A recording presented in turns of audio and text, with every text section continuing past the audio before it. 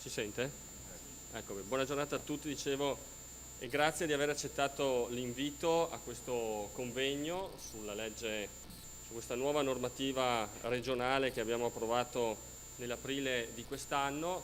Questo è un convegno organizzato dal Consiglio regionale, quindi sotto l'egida del Presidente del Consiglio Roberto Ciambetti, che purtroppo questa mattina, oggi pomeriggio doveva essere qui a portare i saluti, ma è impegnato in una missione all'estero, quindi porto io i saluti del Presidente Ciambetti, che ringrazio particolarmente lui e tutto il suo staff per aver supportato e portato avanti questa iniziativa.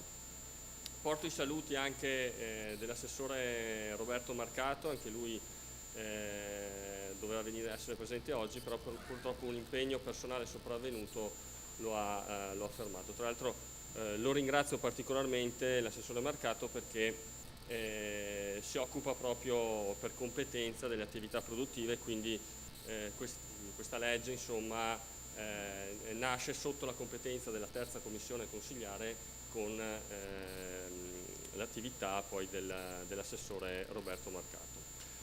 Io adesso vi anticipo un po' il programma della giornata, del pomeriggio. Abbiamo diviso in due parti, una parte in cui si presenta di fatto la legge e i dirigenti che sono seduti al fianco a me ne introdurranno poi gli aspetti di dettaglio, e una seconda parte dove ci saranno il professor Tosi, la professoressa Biglio e Paolo Di Cesare di Assobenefit, che farà poi più un'analisi diciamo dottrinale, accademica e di impatto, per rimanere un po' nei termini delle società benefit, per quanto riguarda gli effetti di questa legge. Io adesso cedo la parola all'assessore Calzavara, che è qui seduto a fianco a me. Ringrazio i presenti, ma ringrazio anche i remoti, nel senso che ci sono molti che hanno così colto l'occasione di collegarsi da remoto attraverso i canali che avevamo diffuso e che so che ci stanno seguendo in diretta. Quindi, Assessore, prego, a lei la parola. Grazie Roberto, un buon pomeriggio a tutti. Ho il piacere di portare il saluto della Giunta regionale del Veneto, il collega Roberto Marcato che doveva essere qui con noi oggi. Devo dire che è una bella giornata, perché quando fai sì che il Consiglio regionale riesca a fare una buona legge e poi trovi anche il modo di raccontarla in un pomeriggio come questo, è gratificante per chi nel corso della sua vita si occupa della cosa pubblica. E quindi vedere che questa legge, che è una delle più innovative e credo anche più qualificanti del lavoro dell'11ª legislatura, stia in tempi brevi, devo dire, perché tante volte magari gli strumenti attuativi rischiano di portare via un po' più di tempo, e invece rispetto all'approvazione del 14 di aprile, mi pare 16 aprile. 16 aprile di quest'anno, proprio martedì scorso la Giunta regionale e l'assessore Marcato, di concerto con me, perché ho alcune competenze all'interno di questa legge, abbiamo approvato una delibera di giunta che dà un percorso certo all'attuazione di questa legge, perché se da una parte era necessario mettere delle risorse e il Consiglio regionale ha utilizzato le proprie risorse per finanziare un percorso come questo, dall'altra quello che si demandava alla giunta è iniziare a dar sì che quella forma data nella legge prendesse realmente consistenza con l'istituzione del tavolo tecnico, che è competenza del segretario della programmazione, il dottor Gasparin, di cui ve ne parlerà dopo, e come si anticipava, ognuno per competenza, l'assessore Marcato per quanto riguarda le imprese e io che rappresento l'agenda digitale del Veneto per le competenze di carattere digitale, iniziare questo percorso di vera realizzazione che ci permetterà, per le prime anticipazioni che abbiamo avuto soprattutto dal punto di vista digitale, di continuare un percorso di assoluta novità a livello nazionale. Pare che non ci sia nessuna regione in Italia così avanti nel cercare di mettere assieme quella sensibilità di carattere ambientale e la sensibilità di ESG. In tante aziende del Veneto ci sono, anche con dei benefici di carattere fiscale, riuscendo poi a realizzare progetti comuni che possono essere amplificati dalle risorse che vengono messe in campo. Quindi io credo che sia un buon percorso, che sono sicuro i veneti e le aziende venete avranno modo di cogliere, starà a noi dare la massima visibilità, e occasioni come queste spero siano utili per cercare di far comprendere come cercheremo di creare le migliori condizioni affinché questa cosa si realizzi. E qui c'è l'altro aspetto che non è all'interno di questa legge, perché io sarei anche assessore agli enti locali, e quindi dobbiamo cercare di far sì che queste norme poi siano realmente applicabili nei 560 comuni del Veneto, che in alcuni casi non hanno una struttura dirigenziale o di competenze tali da poter usare al massimo le potenzialità di questa legge. Su questo stiamo cercando di trovare delle piattaforme che siano effettivamente capaci di matchare domanda e offerta in modo semplice, in modo che anche un piccolo comune che ha in mente di realizzare il classico parco urbano di cui parlavamo l'altro giorno non si preoccupi del regolamento, delle sponsorizzazioni, delle responsabilità, delle fatturazioni, ma ci sia una struttura che diventa garanzia di un percorso corretto, di massima visibilità e di raggiungimento degli obiettivi di carattere fiscale, ma soprattutto di carattere normativo, che ci permetta a tutti quanti di vivere sonni tranquilli. Ecco, questo è un percorso che ci siamo dati per il prossimo anno, di cercare di dare vera attuazione attraverso magari piccoli progetti che possono diventare una buona pratica da esportare in tutti i 560 comuni della nostra regione, che languono in termini di trasferimenti, ma che se riescono a trovare questa connessione con le aziende del proprio territorio possono ulteriormente ampliare le offerte delle nostre infrastrutture e dei nostri servizi. Con questo auspicio auguro a tutti una buona giornata. Le competenze che abbiamo portato al tavolo credo che sia del massimo livello. Ho rivisto con piacere dopo tanti anni di una precedente esperienza il professor Tosi, che darà garanzie di carattere fiscale, soprattutto, che sono una delle preoccupazioni di chi si avvicina al mondo delle sponsorizzazioni, che in alcuni casi vengono viste come elusione, e qui non si tratta di eludere il fisco, si tratta di credere in un progetto territoriale e di trovare degli strumenti che siano di garanzia per tutti. Grazie e buon lavoro. Grazie Assessore.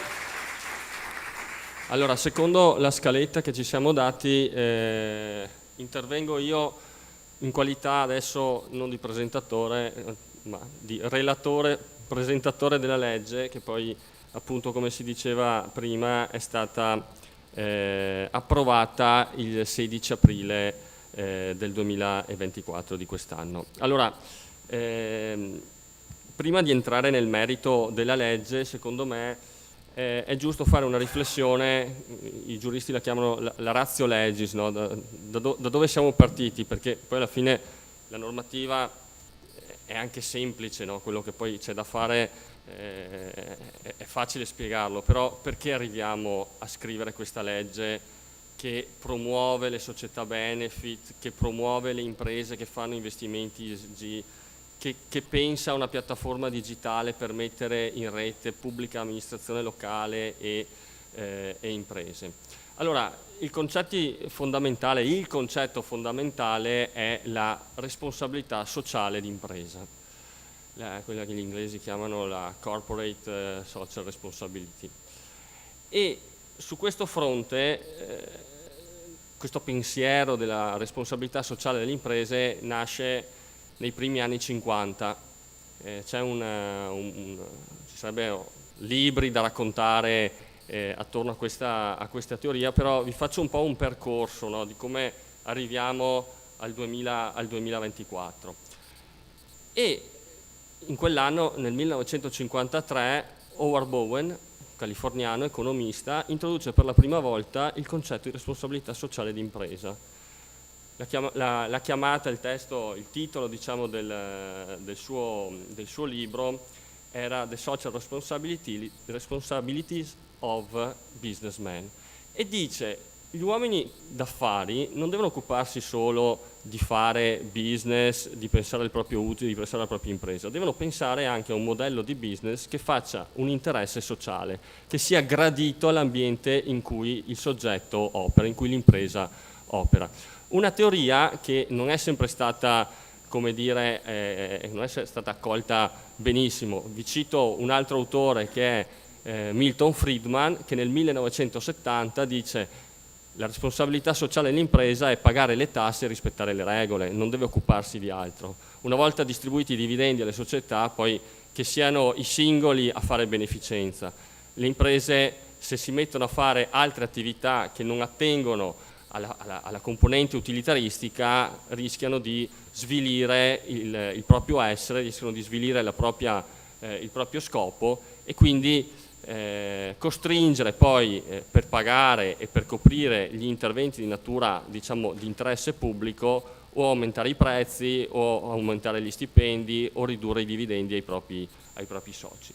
Quindi un percorso che, sulla responsabilità sociale dell'impresa, che non è proprio così pacifico. Però questa idea che l'impresa non è da sola e che non è isolata dal mondo, ma che vive all'interno di un contesto sia sociale e ambientale, è naturale. Noi qua in Veneto abbiamo un sacco di imprenditori che fanno un sacco di attività, diciamo, di natura sociale, magari senza essere certificata o senza essere contabilizzata. E questa teoria poi si sviluppa secondo un altro autore che vi cito, che è John Elkington, con il tema delle 3P. L'impresa deve occuparsi di profitto, planet and person and people. Quindi c'è un tema non solo di profitto, ma c'è un tema anche di tipologia di attività e di sviluppo economico che vogliamo. Nei primi anni 2000 viene introdotto quella che noi adesso usiamo molto banalmente, ormai è diventata nella prassi comune, quella sigla ESG, Environmental, Social and Governance. È stata introdotta da Gifford, che era un giovane ricercatore che lavorava nelle organizzazioni delle Nazioni Unite, oggi è responsabile della sostenibilità di Credit Suisse, è stato quello che ha inventato l'acronimo ESG, e dice: noi dobbiamo pilotare gli investimenti, in quel caso stavano pensando agli investimenti di fondi pensione, eccetera, verso quelle imprese che hanno questa sensibilità, perché se noi pilotiamo e facciamo in modo che le risorse finanziarie vadano in questa direzione, noi facciamo crescere, diciamo, il nostro ambiente, il nostro mondo, la nostra società secondo criteri di sostenibilità. Quindi ci deve essere una sostenibilità ambientale, ci deve essere una sostenibilità sociale da parte delle imprese, ma non dimentichiamoci, come diceva Milton Friedman, ci deve essere anche una sostenibilità economica. Allora, per rubare un pensiero del professor Zamagni, siamo di fronte a quello che viene chiamato un trilemma. Dobbiamo garantire un equilibrio tra una sostenibilità economica, una sostenibilità ambientale e una sostenibilità sociale. E come facciamo a risolvere questo trilemma? Ecco, l'intuizione che abbiamo avuto in Consiglio regionale per rispondere e cercare di trovare una soluzione a questo trilemma è introdurre un elemento esogeno, cioè introdurre una partecipazione da parte di chi? Allora, potevamo pensare allo Stato, ma noi non siamo lo Stato, siamo la Regione. A noi interessa il nostro territorio e quindi chi rappresenta il territorio? Chi può collaborare col mondo delle imprese per fare in modo che il mondo delle imprese operi nel rispetto dell'ambiente, faccia politiche e iniziative anche di natura sociale, contribuendo a garantire l'utile e mantenendo in piedi l'attività economica? Il sistema degli enti locali, la regione e i comuni. E quindi sulla base di questa, come dire, intuizione abbiamo poi fatto un'analisi normativa. Noi oggi siamo di fronte a un'evoluzione, io la chiamo, potremmo chiamarla una rivoluzione normativa che nasce dall'agenda 2030 del 2015. Vi ricordate i 17 goal, no? Dove ci dobbiamo impegnare sul fronte per sconfiggere la povertà, la fame, la salute, il benessere, l'istruzione, la parità di genere, l'acqua pulita, l'energia pulita, lavoro dignitoso, imprese e innovazione, ridurre le disuguaglianze, città e comunità sostenibili. Sto citando solo alcuni dei 17 goal dell'Agenda 2030 che si sono poi tradotti in norme, direttive europee.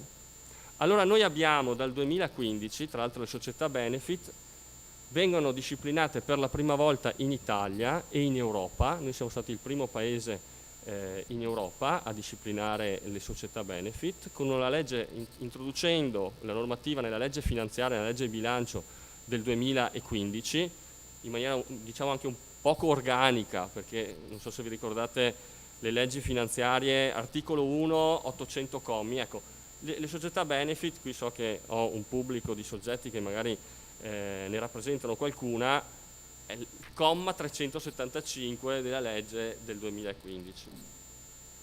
Ma nel 2016 c'è la legge che recepisce la direttiva sul bilancio di sostenibilità, quelle che abbiamo chiamate le dichiarazioni non finanziarie, che fino a ieri erano ambito di grandi società, le banche, le assicurazioni, le grandi società quotate, che avevano un obbligo annuale, oltre che approvare il bilancio, fare anche un elenco, rendicontare una serie di iniziative che avevano come scopo e che dovevano dimostrare di essere sensibili agli aspetti ambientali e sociali, sia di organizzazione interna, i criteri ESG, e che dovevano essere poi rendicontate anche questo tipo di iniziative. Tra l'altro sulle società benefit oggi abbiamo qui con noi Paolo Di Cesare, che è stato uno degli ispiratori della legge nel 2015. L'altro paese al mondo che nel 2015 aveva una disciplina di questo tipo era il Maryland negli Stati Uniti. Basta, non c'erano altre discipline delle società benefit. Quindi di fronte a questa rivoluzione normativa che obbliga, adesso i primi di settembre è entrata in vigore la legge che recepisce la nuova direttiva sugli obblighi dei bilanci di sostenibilità. E c'è un programma che estende diciamo, questi obblighi a sempre più aziende. Si riducono i parametri, quindi si arriverà a fine 2030 ad avere le piccole e medie imprese quotate in borsa costrette tutte a fare questo tipo di rendicontazione, ma la cosa che interessa magari il mondo dell'impresa veneta, che magari non è quotata, è che a seguito di questa rendicontazione queste imprese devono anche attenzionare, dichiarare quella che è chiamata la supply chain, cioè la catena di fornitura. Quindi anche i fornitori devono, quindi l'azienda committente, capogruppo che gestisce magari, che fornisce un certo tipo di prodotti, deve controllare che tutta la sua filiera rispetti i criteri ESG e sia impegnata su questo fronte.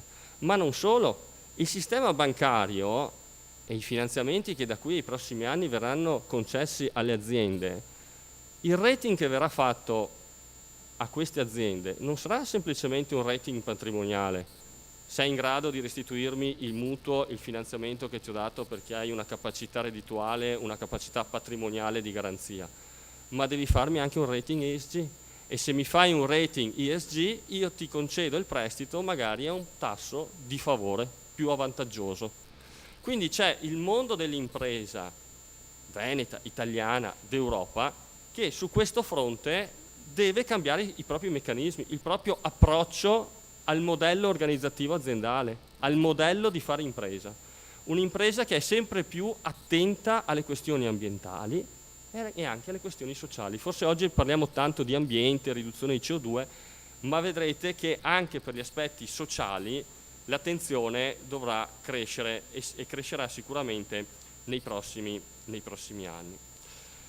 Quindi a fronte di questa situazione, della lettura della realtà che ci capiterà, che ci sta capitando oggi, ma che capiterà e si verificherà sempre di più nel nostro territorio, abbiamo pensato a una legge regionale che ha due grandi obiettivi. Uno, valorizzare le società benefit, quindi creare un elenco dove possiamo mettere, come dire, in vetrina la classe di imprenditori secondo me più illuminata in questo momento. Oggi in Veneto ci saranno 400 società benefit, sono la punta di diamante, cioè sono veramente pochissimi. Tenete conto che in Veneto ci sono 420.000 imprese attive, quindi stiamo parlando veramente dello 0,000.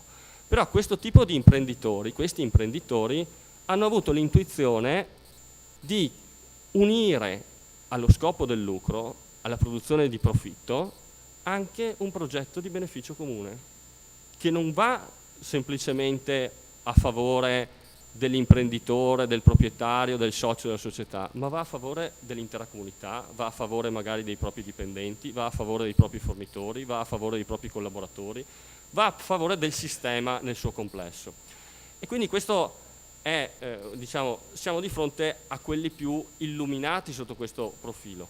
Ma poi ci sono tutto il resto delle altre imprese, come dicevo prima, che vuoi per legge, vuoi per sensibilità, abbiamo definito imprese ESG, cioè imprese che comunque vogliono impegnarsi su questo fronte, un po' perché obbligate, un po' perché conviene, un po' perché magari ci credono effettivamente e quindi vogliono portare avanti un progetto organizzativo della propria azienda in questo senso.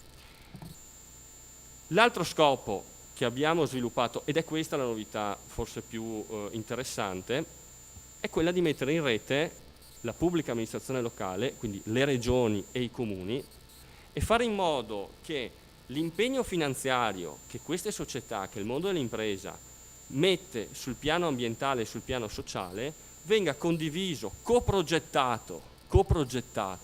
Ricordiamoci questa parola, la coprogettazione, perché poi noi stiamo esplorando un terreno da un punto di vista normativo che non c'è. Quindi dobbiamo inventarci anche i meccanismi di selezione e di come dire, contatto tra l'impresa benefit o l'impresa ESG che vuole portare avanti un progetto nella propria comunità di interesse generale e l'amministrazione comunale che, tra virgolette, sposa, si accorda, chiude un accordo di programma, chiude un contratto, una convenzione insieme a questa impresa e magari, per risolvere il trilemma di cui dicevo prima, aggiunge quota parte magari dell'investimento per fare in modo che quel progetto effettivamente venga realizzato, che magari la società benefit da sola o l'impresa ESG da sola non avrebbe mai fatto o avrebbe rinunciato a fare. E quindi creando questo match tra che è tutto di interesse pubblico, perché poi alla fine quello che noi dobbiamo portare avanti da amministratori pubblici è fare in modo che le poche risorse che abbiamo, sia pubbliche ma anche private, vengano messe a terra in maniera efficiente, ed è qui che nasce questa piattaforma digitale tutta da inventare. Cioè, questa è una sfida che il Consiglio regionale lancia alla giunta regionale e ai dirigenti che poi sentiremo, per capire se riusciamo ad arrivare all'obiettivo. Allora, magari dopo verrà citato il dato, l'agenzia Socialis in Italia ha fatto un conto nel triennio 2021-22 per le aziende che hanno più di 80 dipendenti, quanti soldi investono sulla responsabilità sociale? Mediamente 250.000 euro, che moltiplicato per il numero di aziende in Veneto che hanno più di 80 dipendenti vuol dire un monte di denaro che si aggira intorno ai 450 milioni di euro. Che è vero che possono essere investiti all'interno dell'azienda per riorganizzare, per processi produttivi, ma è anche vero che poi hanno effetti sociali. E la sfida che viene aggiunta nella piattaforma digitale, e qui abbiamo la professoressa Biglio che poi ci spiegherà tutto il tema della rendicontazione, degli indici di quantificazione, diciamo, dell'impatto sociale e ambientale di queste iniziative, attraverso gli indici che l'Unione Europea ci sta dando, perché dice la rendicontazione vogliamo che la fate come vi dico io, noi dobbiamo fare in modo che quella rendicontazione nella piattaforma digitale sia automatica, in maniera da favorire quel mondo di piccole e medie imprese venete che sono molto concentrate sul lavoro, sulla produzione, che hanno pochi dipendenti e che fanno fatica a seguire tutto. Immaginate il tipico imprenditore veneto che è concentrato dentro il suo capannone a costruire, a fare, a creare ricchezza, e che deve fare in modo che ci sia una semplificazione nel processo di rivoluzione e di trasformazione in senso ambientale e sociale della nostra economia. Ecco, io mi fermo qui e cedo la parola perché so che il dottor Gasparin ha un po' di fretta e mi dispiace se sono andato un po' lungo, ma credevo opportuno accompagnarvi su un ragionamento che è stato fatto per arrivare a questa legge. Prima regione in Italia che si occupa di imprese ESG, di imprese benefit. C'è una legge regionale pugliese sulle benefit, ma che faceva semplicemente un elenco delle benefit. Noi siamo andati, come dicevo, un po' oltre. Per gli aspetti tecnici, quindi per gli aspetti poi di realizzazione di messa a terra di questa piattaforma digitale, abbiamo qui con noi il dottor Gasparin, che è segretario generale, Maurizio Gasparin, segretario generale della programmazione della Regione del Veneto, che è quello a cui noi come legislatori regionali nel tavolo di coordinamento gli abbiamo dato tra i tanti compiti che ha già anche quello di coordinare, perché qui si tratta di una materia che coinvolge enti locali, imprese, insomma vari settori della pubblica amministrazione regionale, il compito di coordinare e di fare un po' da direttore d'orchestra di questa nuova sinfonia che abbiamo cercato di approvare con questa legge regionale. Prego, direttore. Grazie, buon pomeriggio a tutti. Io a questo punto dovrei confermare la presentazione che Roberto Betta ha fatto, perché si è spinto non solo nell'anticipare quel lavoro importante che è stato fatto dal Consiglio, ma ha anche delineato le linee d'azione sulle quali la Giunta regionale e l'organizzazione che noi ci dovremo dare dovrà agire. L'assessore Calzavara è direttamente coinvolto, come hai anticipato, su più temi, perché ha la fortuna di avere il bilancio. Questo lo metto per primo non a caso. Qui ho il collega Masullo, che è il nostro capo area, che la supporta in maniera importante, di avere l'informatica, e gli enti locali, che sono i soggetti che avranno necessariamente un ruolo strategico nel mettere a terra questa organizzazione.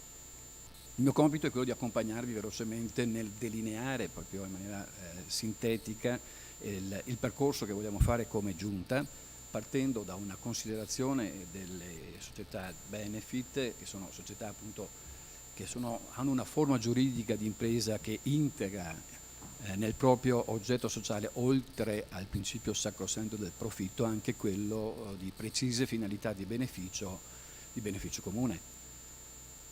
Tale società, questa forma giuridica, è stata costituita con la legge finanziaria del 2016. È passato un po' di tempo, bene ha fatto il Consiglio regionale a definire in maniera anche originaria e anticipata rispetto a altre realtà regionali un percorso di attuazione di questo istituto, appunto approvato con legge di stabilità nel 2016. C'è da dire che da una ricerca che coinvolge l'Università di Padova, a fine del 2023, le società benefit in Italia hanno raggiunto un numero di oltre 3.600, in crescita di oltre il 37,8% rispetto all'anno precedente.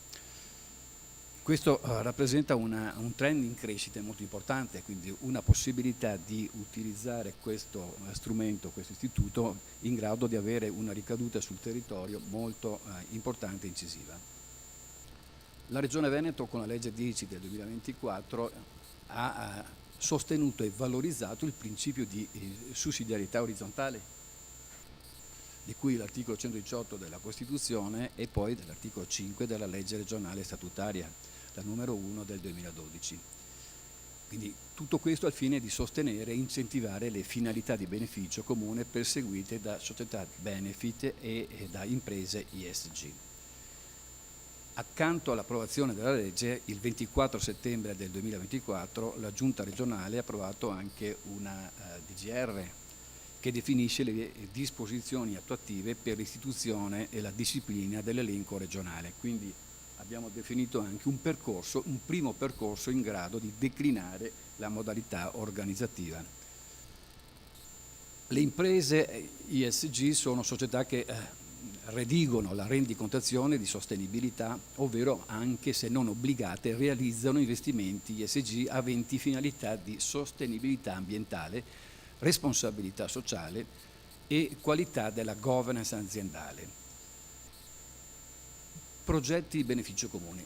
Il beneficio comune intanto persegue uno o più effetti positivi, ovvero la riduzione di effetti negativi su persone, comunità, territori e ambiente, beni e attività culturali e sociali, enti e associazioni e altri portatori di interesse. Il progetto a beneficio comune è un progetto o un'iniziativa avente finalità di beneficio comune realizzato o da realizzare sul territorio regionale. Faccio alcuni esempi di questi progetti a beneficio comune.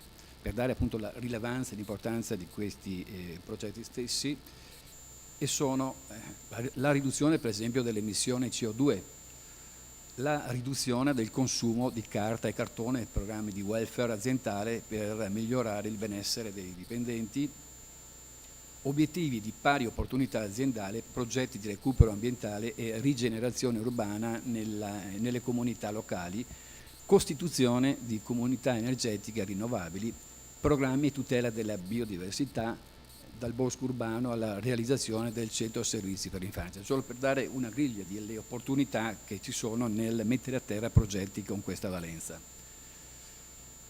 Il tema del ruolo degli enti locali, cioè i soggetti beneficiari sono i soggetti pubblici, tra cui le regioni, gli enti locali, nonché altri soggetti in convenzione o in partenariato.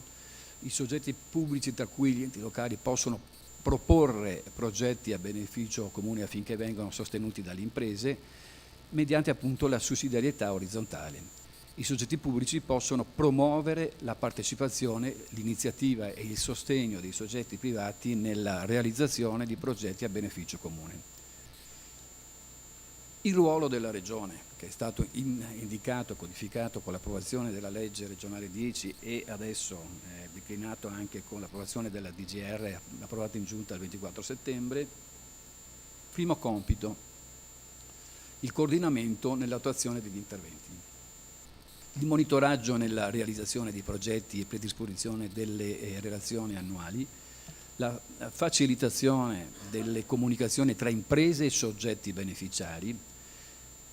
Dobbiamo favorire la realizzazione dei progetti anche mettendo a disposizione immobili e terreni da parte della pubblica amministrazione, favorire promozione e organizzazione di giornate formative, prevede bandi regionali nonché premialità per le imprese iscritte nell'elenco, istituisce un tavolo tecnico, questo è il compito a cui faceva riferimento anche il consigliere Bette, che aspetta a me, che deve coordinare un'attività importante non solo all'interno della Regione, deve istituire questa piattaforma digitale, il dottor Borgo poi sarà più preciso in merito al primo strumento di cui dovremo occuparci, l'istituzione dell'elenco regionale società benefit e l'istituzione del registro dei progetti a beneficio comune.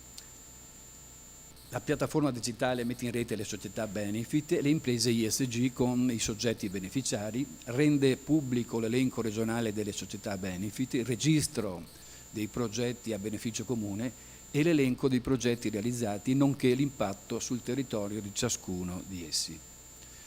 Allora, questa è la struttura che poi si dovrà occupare in prima persona di queste attività. Oggi manca anche il collega Santoromano, che ha avuto un impegno perché partecipa a un matrimonio, non il suo, a un altro matrimonio, quindi mi ha chiesto di salutarvi e si è scusato per l'assenza, ma l'area di riferimento appunto è quella delle politiche economiche, capitale umano e programmazione comunitaria, la direzione è quella dell'industria, artigianato e commercio. Questa è la struttura regionale che dovrà prevalentemente seguire questa partita, ma c'è un tema fondamentale, il rapporto col sistema delle autonomie locali, che dovrà essere formalizzato anche a un coinvolgimento mirato, strutturato con ANCI e UPI. Il mio compito, assieme poi al ruolo fondamentale dell'assessore Francesco Calzavara, sarà quello fin dalla prima riunione con la costituzione del tavolo e di ragionare in una logica di sistema territoriale. Questa è un'opportunità che dovremo cogliere e dovremo riuscire a indirizzare dal punto di vista della programmazione attuativa nel corso del 2025. Già creando e mettendo a terra il portale, ma creando anche un rapporto di sensibilizzazione del sistema delle autonomie locali in un confronto sistematico con le categorie economiche. Queste sono parole, belle parole, guidate da un ragionamento. Adesso alla prova dei fatti noi fin dal prossimo mese dovremo partire con un piano di lavoro che sarà oggetto anche di confronto. Seguo assieme anche all'assessore Calzavara l'attività legata al PNR, al tavolo di partenariato, che è il contesto nel quale noi dovremo rendere conto sistematicamente dei passi in avanti che dovremo svolgere. Qui chiudo il mio intervento. Il rapporto col Consiglio, che ringrazio per il lavoro importante che ha fatto, è un rapporto sistematico anche sulla fase di monitoraggio e presidio dell'attività che dovremo svolgere. partiremo, ripeto, fin dal prossimo mese nella messa a terra di questa attività, e quindi andremo a creare occasioni di informazione continua che fin dai prossimi mesi dovranno essere garantite da parte della Giunta regionale e delle strutture tecniche di riferimento. Grazie mille. Grazie dottor Gasparin, sempre preciso e concreto. Ok, vi congediamo, certo, vi ringraziamo, ringrazio l'assessore, ringrazio il dottor Gasparin, grazie, e cedo la parola al dottor Idelfo Borgo, direttore della direzione ICT e agenda digitale della Regione Veneto, che è il dirigente, diciamo, sul quale cade diciamo, la responsabilità diciamo, più impegnativa, che è quella di delineare e sviluppare poi la piattaforma digitale e comunque concepire quello che noi legislatori abbiamo scritto in legge e poi tradurlo tecnicamente e in maniera efficace poi per rendere accessibile questa piattaforma al mondo dell'impresa, al mondo degli amministratori, al mondo dei dipendenti della pubblica amministrazione locale e regionale. Quindi cedo la parola al dottor Borgo. Prego, Idelfo. Grazie, sorridevo perché in realtà l'assessore mi riprende sempre che sono un po' lungo e prolisso quando faccio le presentazioni, però in effetti siamo un po' anche in anticipo, quindi... Ti puoi prendere tutto il tempo che ti serve. Comincerei proprio col fare un piccolo passo indietro, no? Nel senso che, giusto anche per rappresentare in realtà qual è il ruolo anche che una regione ha attraverso anche la digitalizzazione nell'ambito di portare anche l'innovazione, no? Perché proprio spesso si pensa che la digitalizzazione sia fare un software, in realtà è tradurre un processo, portare un po' di innovazione attraverso uno strumento che a volte ti ferma a riflettere, a capire quello che stai facendo. Allora vorrei partire proprio da quando ancora nel 2020 abbiamo creato la nostra agenda digitale, che abbiamo trascinato il nostro assessore Calzavara nel territorio per costruirla, perché ci siamo dati 3 obiettivi fondamentalmente, no? Di cui 2 calzano a pennello proprio in questa legge regionale. L'obiettivo era quello di creare il Veneto più attrattivo, ma soprattutto anche un Veneto più coeso, cercando di rendere coesione tra tutte le infrastrutture e tutta la pubblica amministrazione, ma per renderlo anche più sostenibile. Quindi in realtà 2 di progetti che si pone questa legge noi ci siamo posti proprio all'interno della nostra agenda digitale, proprio per cercare di creare la sostenibilità e la coesione del territorio. Come abbiamo cercato di portare avanti nel corso del tempo questi obiettivi? Per noi è stato fondamentale il concetto di introdurre quelle che noi chiamiamo le piattaforme abilitanti, che in realtà banalmente sono sì dei software, ma che sono quelli che in realtà permettono che cosa? Di trasformare digitalmente la pubblica amministrazione, no? Qua ne ho citati alcune, ma giusto per dare alcuni numeri, perché poi si pensa che, soprattutto ne prendo 2, il concetto di MyID e MyPay, che sono quelli che permettono l'autenticazione attraverso SPID di tutta la pubblica amministrazione, oppure il pagamento di tutti i pagamenti digitali della pubblica amministrazione, perché sono state le piattaforme che noi abbiamo stimolato la crescita digitale nel territorio, ma soprattutto disaccoppiando quella che è la complessità della norma, perché noi stiamo parlando che ormai da anni è obbligatorio per tutte le pubbliche amministrazioni accedere ai propri servizi attraverso SPID e tutti i propri pagamenti passare attraverso la piattaforma di pago PA nazionale.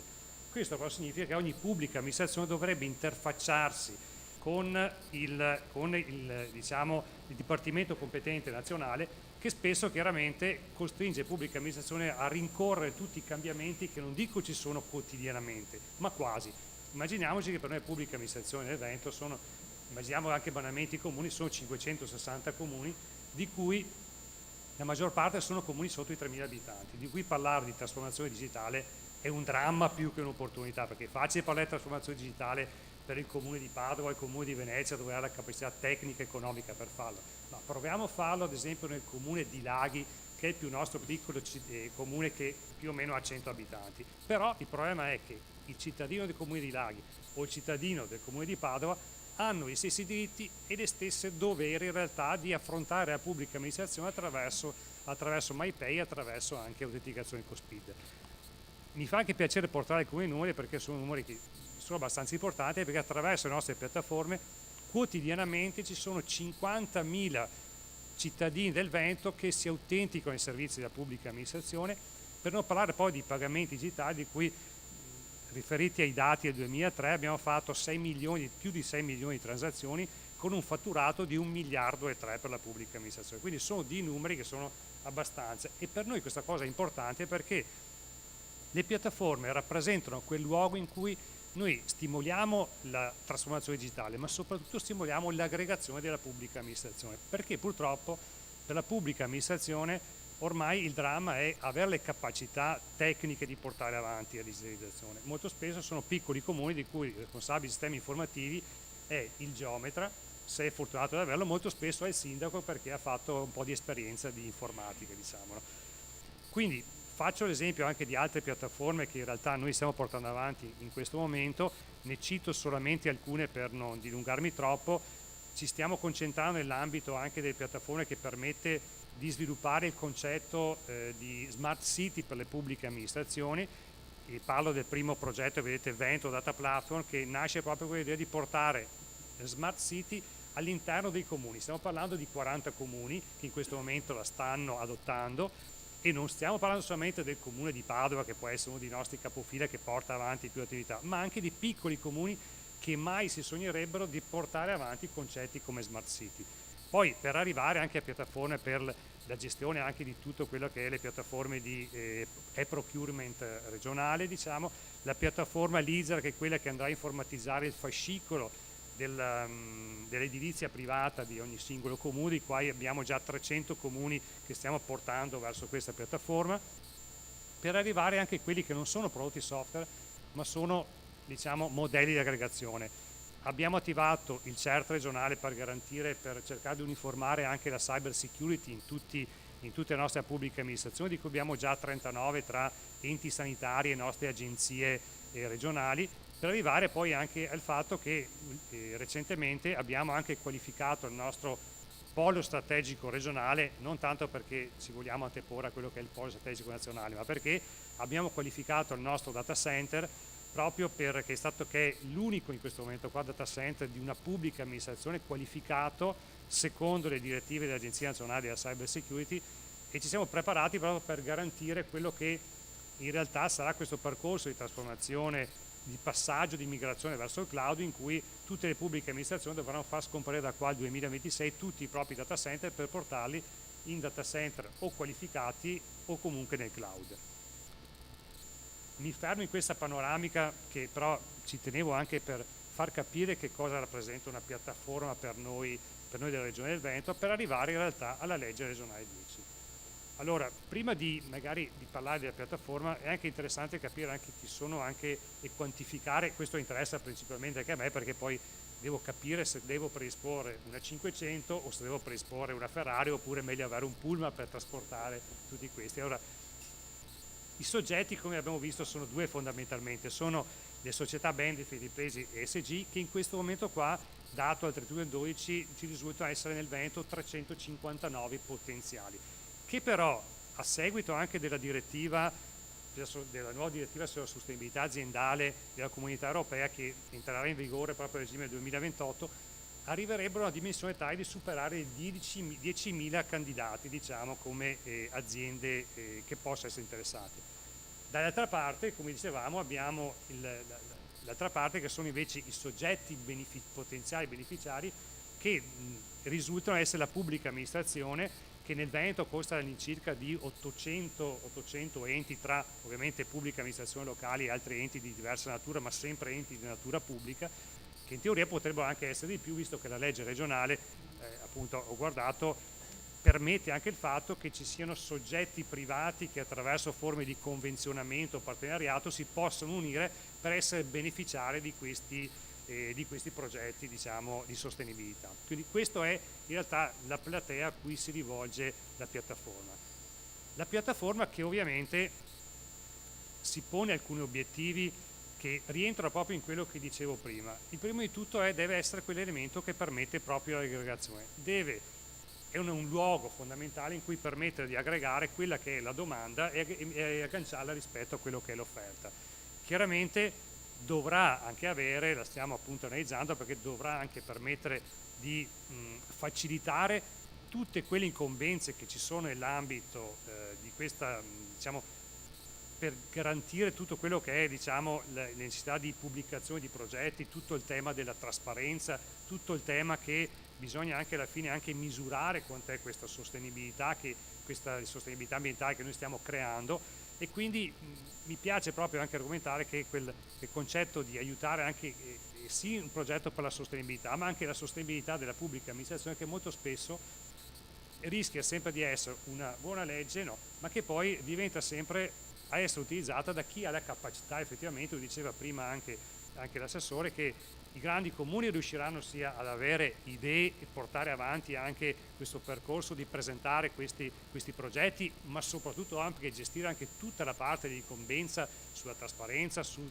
pubblicare tutti i risultati della sostenibilità, mentre invece le piccole pubbliche amministrazioni rischiano di essere messe al palo perché non hanno la capacità tecnica di presentare i progetti, di portare avanti tutto il tema della rendicontazione.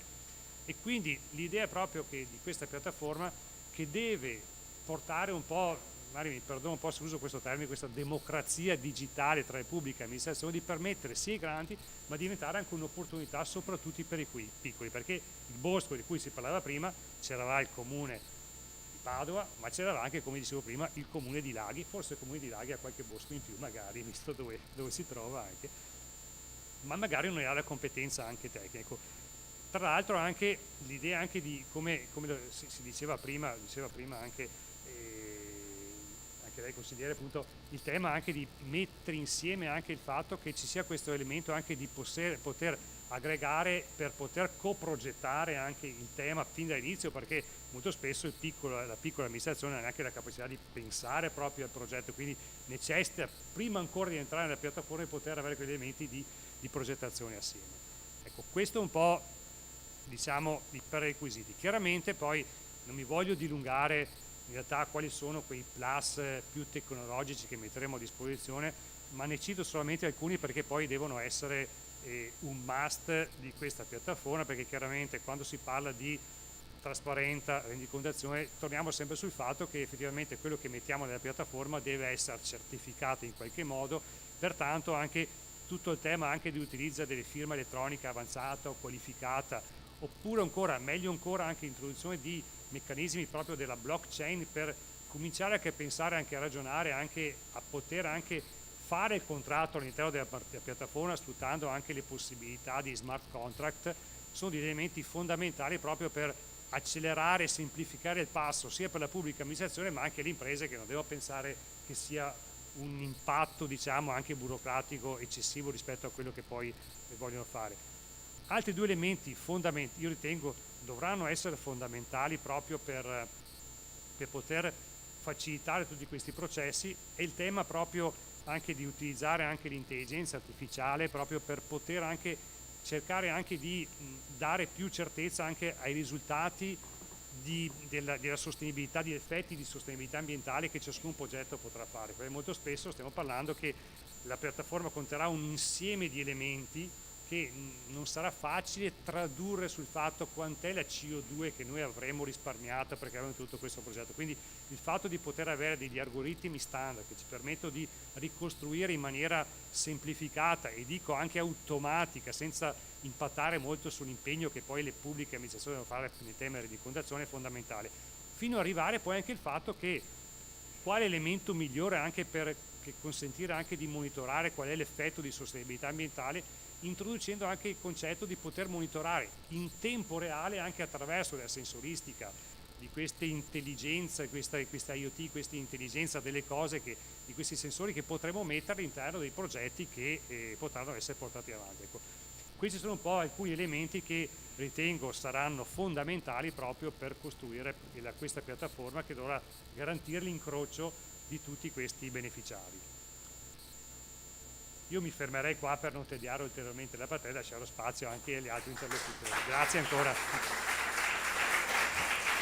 Ringrazio il dottor Borgo per l'analisi e soprattutto per aver anche guardato oltre il dato normativo e aver introdotto anche concetti come la blockchain, il controllo dei progetti, tutti gli effetti, insomma, che poi si devono sviluppare in i dati che si devono sviluppare in questa piattaforma.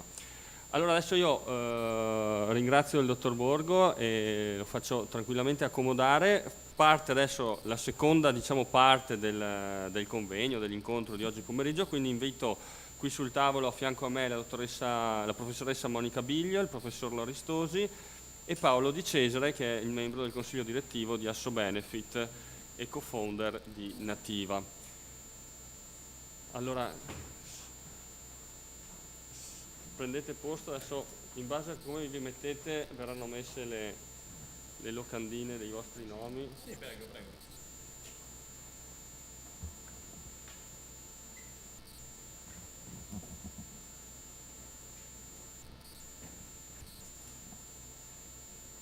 Ecco, adesso verranno messe i nomi in maniera corretta, così siete tutti identificabili anche da remoto. Allora, a proposito, per coloro che sono qui presenti, avete ricevuto tutti una cartellina con i documenti e gli atti del convegno. Per coloro che invece sono collegati e avessero interesse ad avere i documenti, ecco, io metto a disposizione la mia segreteria e quindi il mio indirizzo mail che trovate sul sito della Regione. Mi fate una richiesta e vi verrà fornita tutta la documentazione di questo convegno. Allora, qui adesso in questa tavola di approfondimento, dopo aver presentato la legge, spiegato le ragioni per cui il Consiglio regionale arriva ad approvare questa legge, individuati gli obiettivi, diciamo, di sviluppo e messo anche un po' il naso sui dettagli di come sarà questa piattaforma digitale. Ecco, per quanto riguarda i tempi posso anticipare, anche perché poi quando si stanziano dei soldi ci sono, come dire, delle tempistiche di bilancio che ci costringono anche a spenderli, e siccome ci sono dei fondi, questa legge regionale prevede dei fondi, ecco, noi ci impegneremo a far partire, insomma, la realizzazione di questa piattaforma entro fine anno, quindi ragionevolmente posso pensare che nel 2025, insomma, tempi tecnici, adesso dovremo anche capire quanto tempo ci vorrà per realizzarla e metterla a punto. Spero che questo modello, diciamo, che ci siamo inventati qui in Veneto sia effettivamente efficace e applicabile. Allora, qui con noi abbiamo la professoressa Biglio che ci relazionerà sul tema dell'importanza di avere uno score ESG per le piccole e medie imprese e l'esempio del progetto Transparency che Ca' Foscari da tempo sta portando avanti e rientra in quell'obiettivo di rendere conto, cioè di come dire, quantificare, misurare gli effetti degli investimenti ESG, delle pratiche ESG, dei progetti a beneficio comune. Ricordo che le società Benefit hanno al loro interno l'obbligo di individuare un amministratore che si occupa del progetto a beneficio comune e hanno l'obbligo annuale di presentare, approvare la cosiddetta relazione di impatto, no? Quindi il rendiconto dell'attività e gli effetti dell'attività del progetto a beneficio comune. Tema molto interessante sul quale adesso la normativa europea ci ha messo del suo, quindi io cedo la parola alla professoressa Biglio per darci il quadro della situazione e le prospettive. Grazie.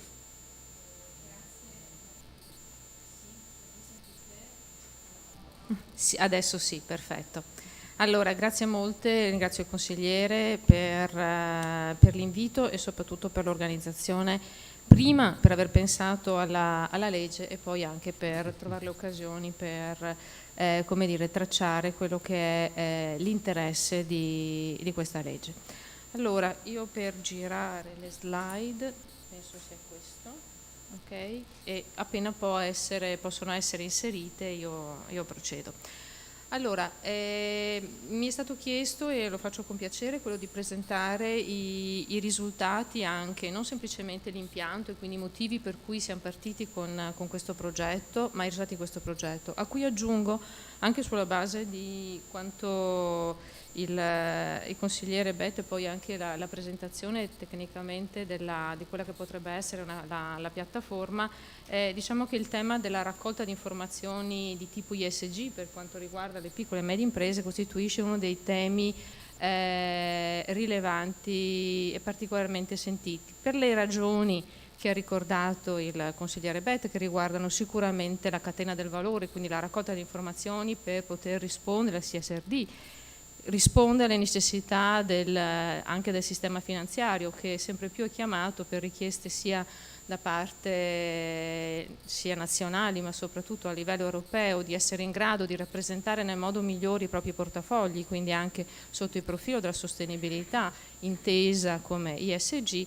E per questo in questo momento come dire, faccio parte anche di altre due iniziative che penso che a questo tavolo possano essere di interesse. In primo luogo è stato costituito oramai 2 anni fa un tavolo interministeriale dedicato alla finanza sostenibile, dove uno dei temi è esattamente quello del reporting delle piccole e medie imprese, cioè quello delle piccole e medie imprese di essere in grado di presentare i propri profili di sostenibilità in modo utile perché il sistema finanziario raccolga le proprie informazioni. Questo è uno dei temi del tavolo, tra gli altri c'è l'efficientamento energetico, il protection gap, quindi il tema dell'obbligo assicurativo e quant'altro.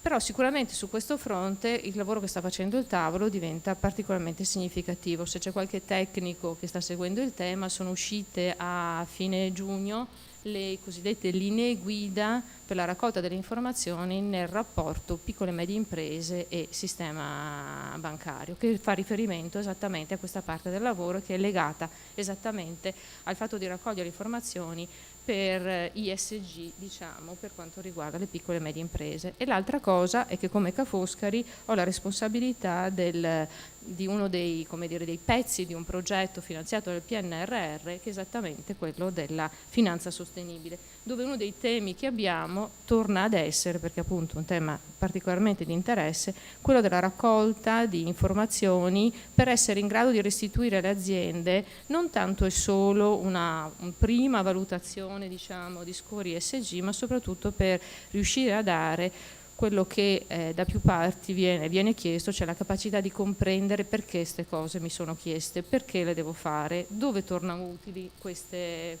cose. Per cui metterle a disposizione come tipo di informazione che possano, come dire, entrare in un circuito un pochino più virtuoso, cioè quello non solo di facilitare il rapporto con il sistema creditizio, di facilitare il rapporto con la propria catena di valore, quindi nella necessità di raccogliere informazioni da parte dei capi filiera, quindi per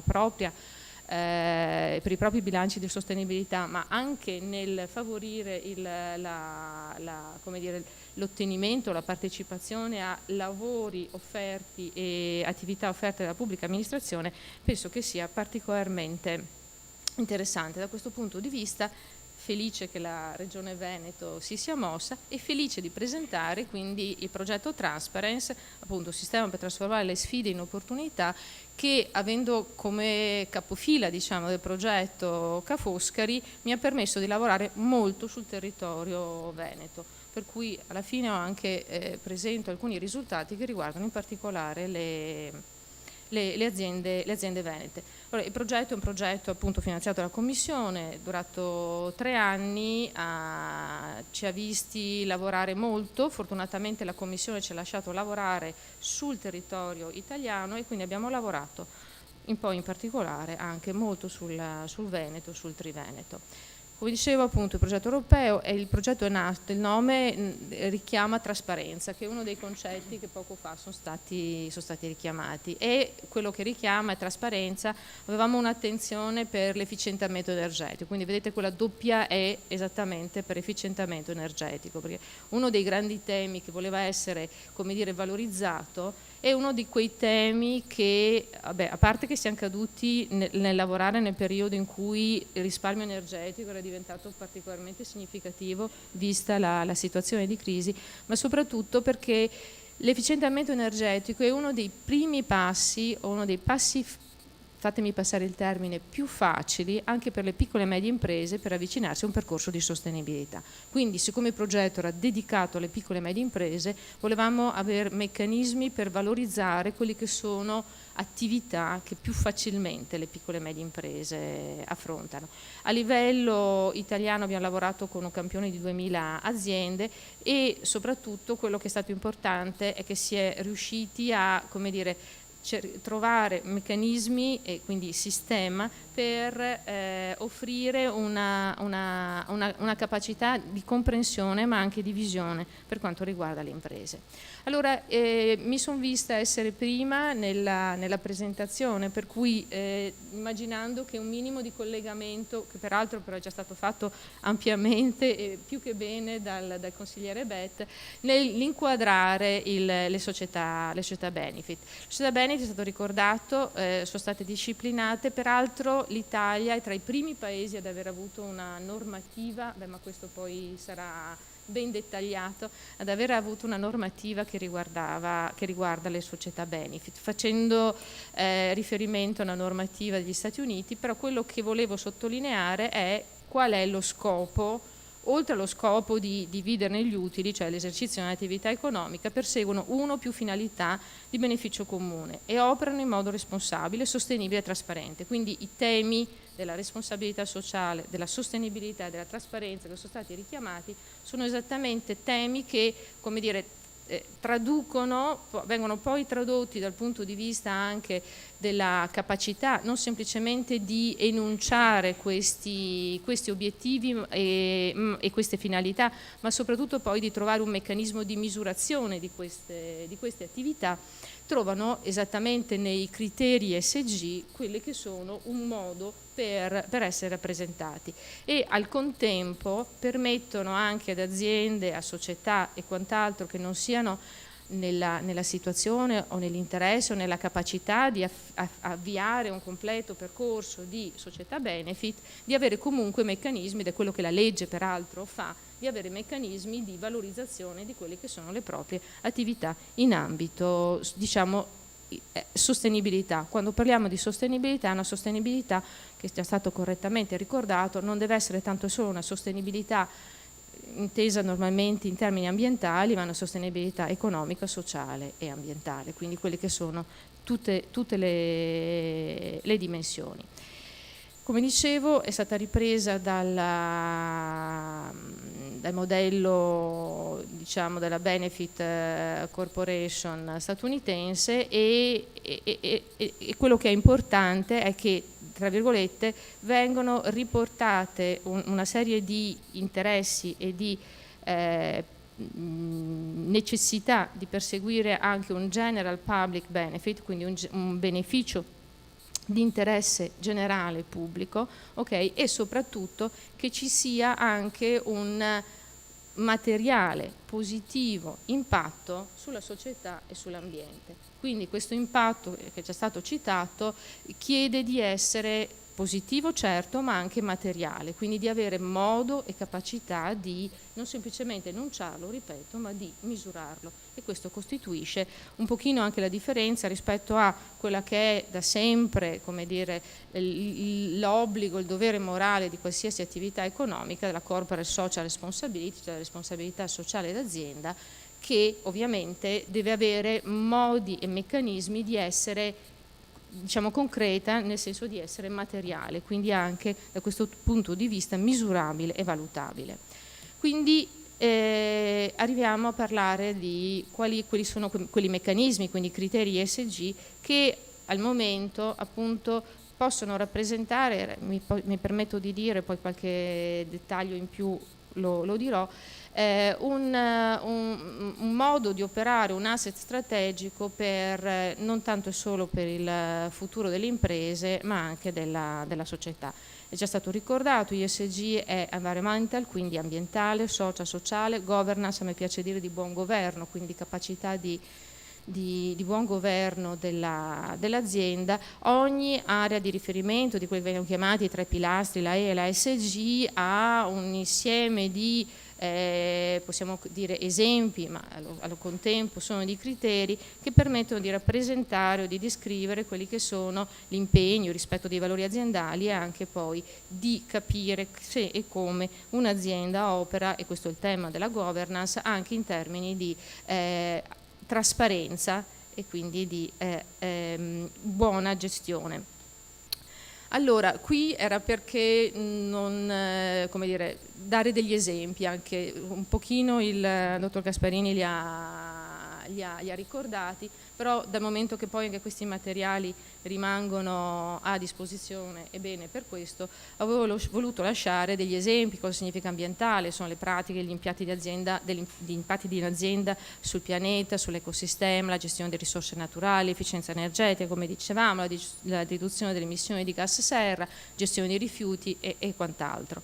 Dal punto di vista social sono soprattutto le relazioni e le interazioni all'interno dell'azienda, quindi dentro l'azienda con le persone, e all'esterno dell'azienda, quindi con il territorio. Quindi c'è una dimensione interna e una dimensione esterna. E per quanto riguarda la governance, ugualmente c'è una dimensione di rapporto e di buona leadership, gestione, management se volete, governance interna, ma anche del rapporto con l'esterno, e molto spesso questi temi di governance possono essere anche avvicinati, come dicevo prima, ai temi di trasparenza, comprese i temi di etica aziendale.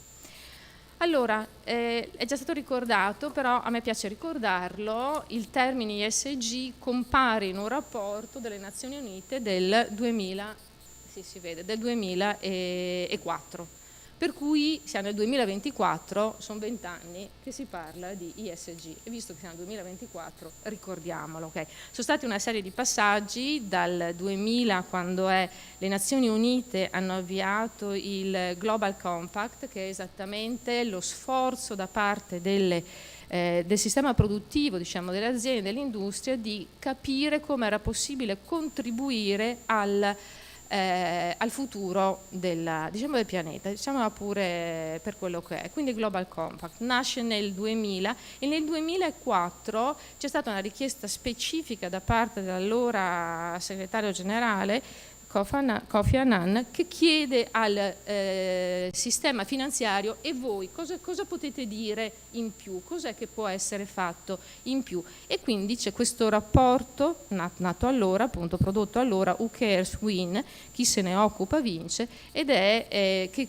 conia poi questi tre termini, quindi ESG, per rappresentare non tanto e solo l'insieme del significato di che cosa significa sostenibilità, ma anche nel dare modi di misurare, cioè di rendere poi espliciti e concreti. Uno dei temi che si discute tanto adesso è proprio la materialità, non semplicemente di impatto, ma anche la materialità finanziaria, renderli concreti e valutabili, utilizzabili anche dal sistema finanziario, perché appunto, come diceva il consigliere Beck prima, che cosa può fare la finanza? In che cosa può spingere o aiutare gli investimenti o comunque le scelte produttive ad andare nella direzione di avere cura di quello che è il pianeta e chi lo abita, ovviamente, non semplicemente il pianeta.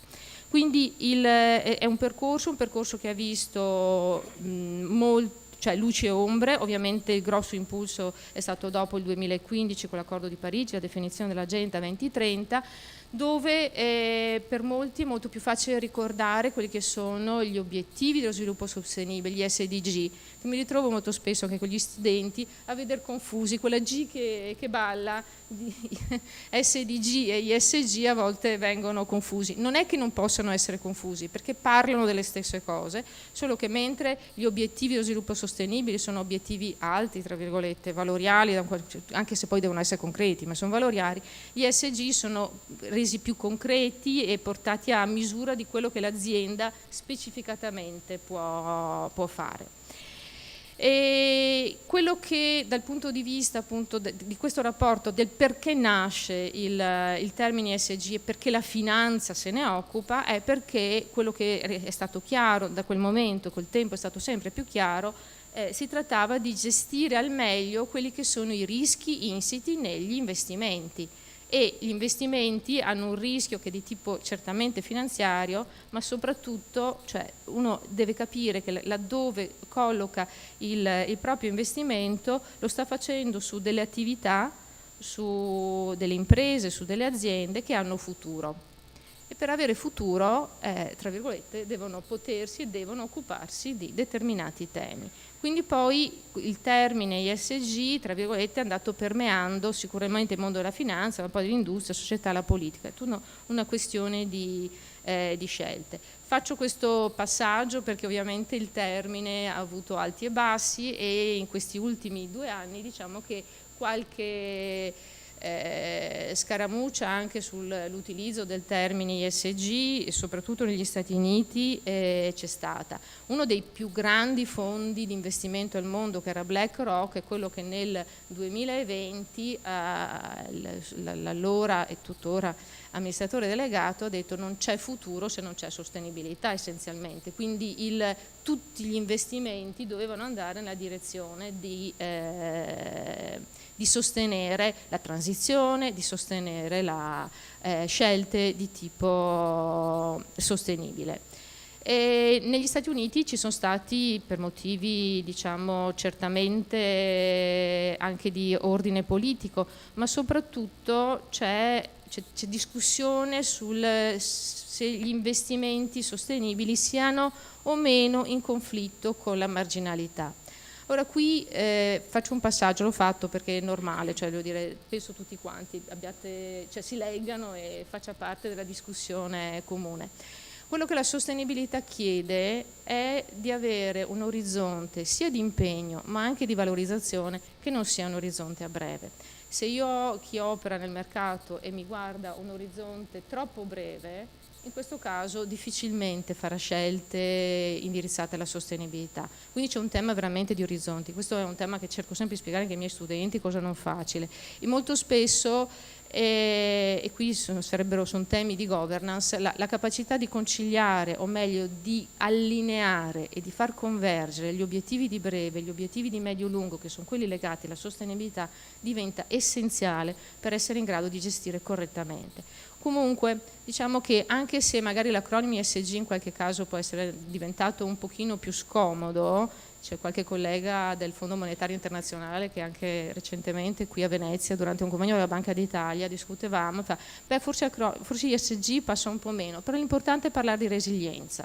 La resilienza che di fondo significa la stessa cosa, perché l'essere, come dire, ESG, avere una visione ESG vuol dire diventare resilienti per un'azienda, ed è quello che è l'importante.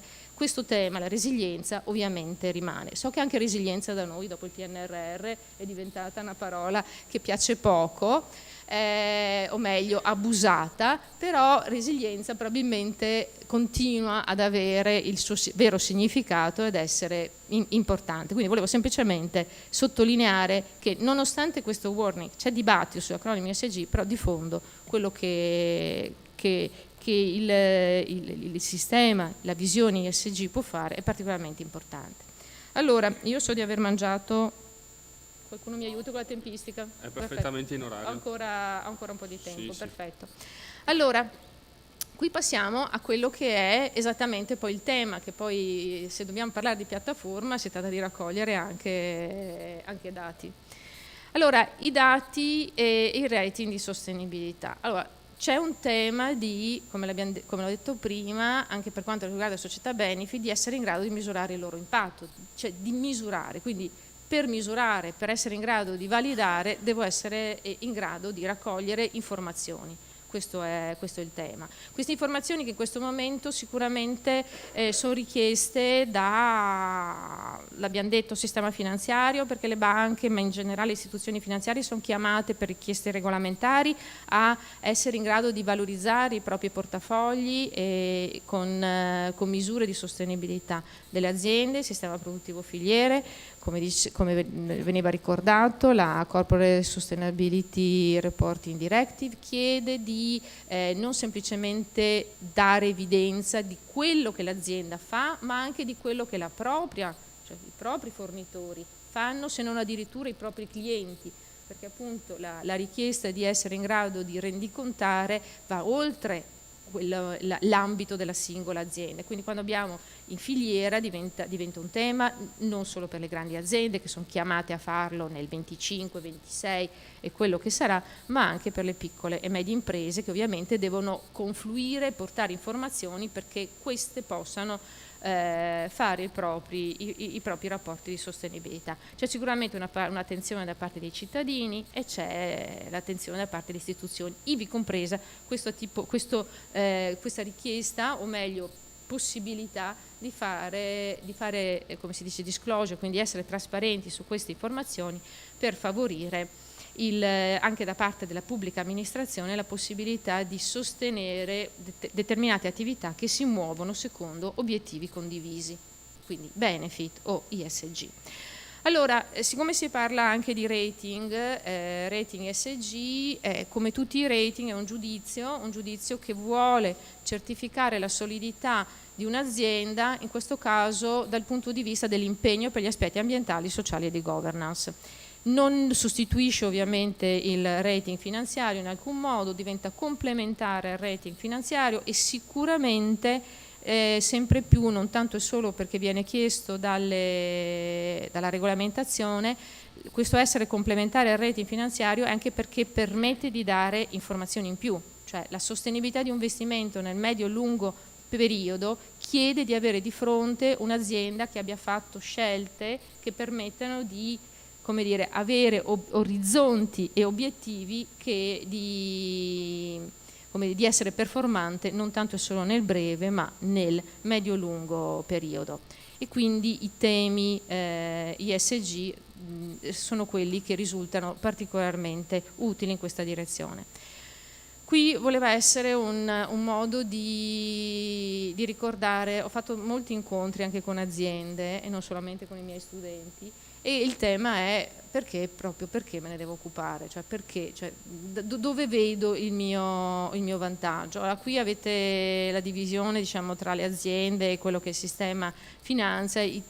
Uno può anche dire, vabbè, la parte finanziaria mi interessa poco, cioè problema delle banche, non problema mio. Dal punto di vista dell'azienda, quello che risulta sempre più evidente, nonostante le discussioni che dicevamo prima, è che avere capacità di trasmettere, di dichiarare, di validare, quindi di fare disclosure, come si dice dal punto di vista tecnico, dei propri parametri, dei propri valori, dei propri impegni ESG, permette di aumentare il valore dell'azienda.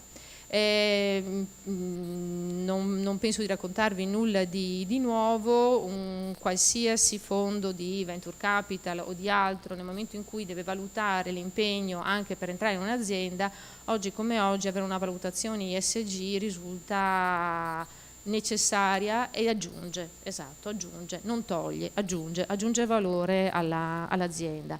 Significa incrementare quindi le opportunità di investimento in azienda, ma anche di ripensare quelli che possono essere gli investimenti stessi dell'azienda. Dopo facciamo qualche numero. Una riduzione dei costi di finanziamento, l'attenzione da parte del mondo finanziario e le richieste regolamentari fanno sì che andremo sempre più verso, già ci sono, cioè i prodotti che vengono offerti dai finanziamenti green ad altro tendono a prediligere il fatto di finanziare un certo tipo di aziende, un certo tipo di attività, un certo tipo di progetti proprio e questo si traduce ovviamente in una possibilità di finanziamento e anche una riduzione dei costi di finanziamento. Un miglioramento del posizionamento della leva commerciale all'interno della filiera, essere in grado di rispondere alle richieste del capofiliera con le risposte più o meno giuste, ovviamente facilita il rimanere in filiera. Sempre più le aziende lo sanno, le richieste di questo tipo arrivano in filiera e arrivano dalle banche, arrivano in filiera e molto spesso succede, perché esperienze ne ho incrociate più di qualcuno, che mi dice finché non sono riuscito a rispondere al questionario in un certo modo mi sono visti sospendere gli ordini, e nel momento in cui ho ripreso e a quanto pare devo aver risposto sufficientemente bene, i miei ordini sono raddoppiati, quindi vuol dire che qualcun altro non era riuscito e per cui sono stati ricollocati gli ordini. E una cosa che ci tengo molto sono gli ultimi 2 punti, una misurazione consapevole della propria sostenibilità. Allora, quando ho cominciato a lavorare su queste cose, poi siccome faccio ricerca ogni tanto come professori ce lo chiedono anche, la prima cosa che mi sono preoccupata è di capire, se io devo occuparmi di come misurare la sostenibilità dell'azienda, capiamo sul mercato che cosa c'è, chi sta già facendo questo. Allora era 3 anni fa, non c'era ancora molto, però ho cominciato ad avere le prime valutazioni dalle grandi agenzie di rating, che ovviamente anche per il territorio italiano c'è la richiesta, per cui come spiego sempre, se c'è una domanda, un'offerta si crea, funziona così il mercato. Allora, dal momento che c'è la domanda di questo tipo, non dico il nome, allora mi viene offerta la valutazione, lo score ESG con la valutazione ESG per 4.200.000 aziende italiane. 4.200.000 aziende italiane vuol dire tutte le partite IVA italiane, giusto per capirsi. Quindi, che cosa significa? Significa che se un'azienda non se ne occupa, non vuol dire che qualcun altro non se ne occupi per lei, ok? Quindi se io non sono in grado di fare disclosure e quindi dare una mia valutazione ESG, il mercato mi sta già mettendo addosso non un'etichetta, più di una, ok? Perché ci sono diversi provider che già stanno dicendo quanto io valgo dal punto di vista ESG. Ricordo un mio collaboratore, quando ha visto la valutazione di questa azienda per un'azienda locale, una buona azienda, cioè una di quelle su cui dici sì, cioè una buona azienda locale, ha visto le valutazioni e mi fa: no Monica, non è proprio possibile, io non ci credo che la valutazione ESG di questa azienda possa essere così bassa.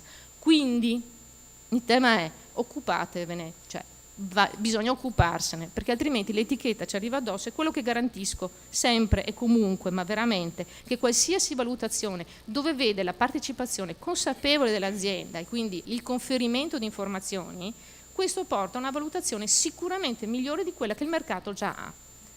E quindi c'è esattamente un contenimento del rischio reputazionale, perché altrimenti, come dire, non siamo in grado di darla noi, qualcun altro la avrà e su quella valutazione magari il capofiliera giudicherà che io non valgo la pena, l'istituto di credito giudicherà che io non, cioè come azienda non valgo la pena, per cui quello che dico sempre, vale la pena pensarci.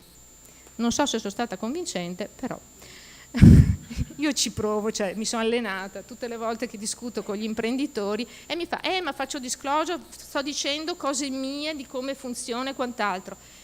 Lo so che in parte uno può anche dare informazioni di questo tipo, però uno deve anche fare i conti tra ciò che ottiene e ciò che perde, e questo ovviamente diventa importante. Allora, brevemente, tutto questo lavoro l'abbiamo fatto, in particolare abbiamo presentato questa primavera, in questo caso 600 piccole e medie imprese nel Veneto. Okay? Siccome avevo lavorato molto sia con Union Camere, abbiamo lavorato con CNA Veneto in questo caso, quindi avevamo sollecitato molto la partecipazione del Veneto.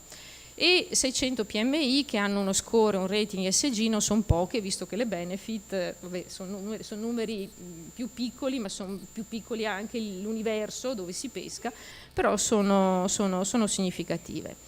E quindi questo è il lavoro che è stato fatto. Come partner di progetto li vedrete passare. Noi avevamo CRIF per quanto riguarda la raccolta dei questionari e poi Mod Finance per quanto riguarda la valutazione degli score e dei rating ESG.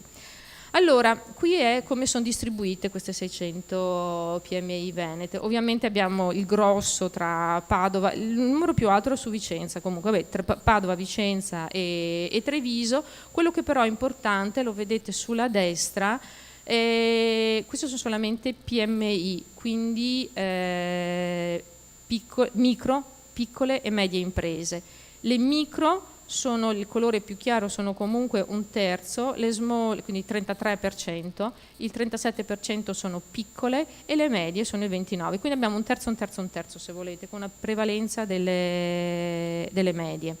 Non ci sono le grandi, quindi siamo aziende che vanno da 1 a 10 milioni di euro per quanto riguarda le piccole, le micro sono sotto, e un numero di dipendenti compreso tra i 10 e i 50, se sono le micro sono sotto. Questo è il fatturato distribuito per provincia, molto brevemente. Ovviamente le province di Treviso, Padova e Vicenza sono quelle che hanno i fatturati, diciamo, c'è maggior precedenza di fatturato, ma dipendeva anche dal numero che era particolarmente più alto. Qui qualcuno dei risultati, quindi l'impatto ambientale. E come vi dicevo, avevamo dedicato molta attenzione sull'efficientamento energetico, e qui ci sta, cioè dal 2020 un'azienda su 4 ha fatto investimenti in efficientamento energetico. Il valore più alto, un po' significativo, è su Treviso. Gli investimenti sono stati per 32 milioni nel periodo 2022, che uno dice 32 milioni non sono tanti, ma se penso che è la somma di piccole cose da anche 10, 20 mila euro, 30 mila euro, sono investimenti, perché sono investimenti pagati direttamente dalle aziende.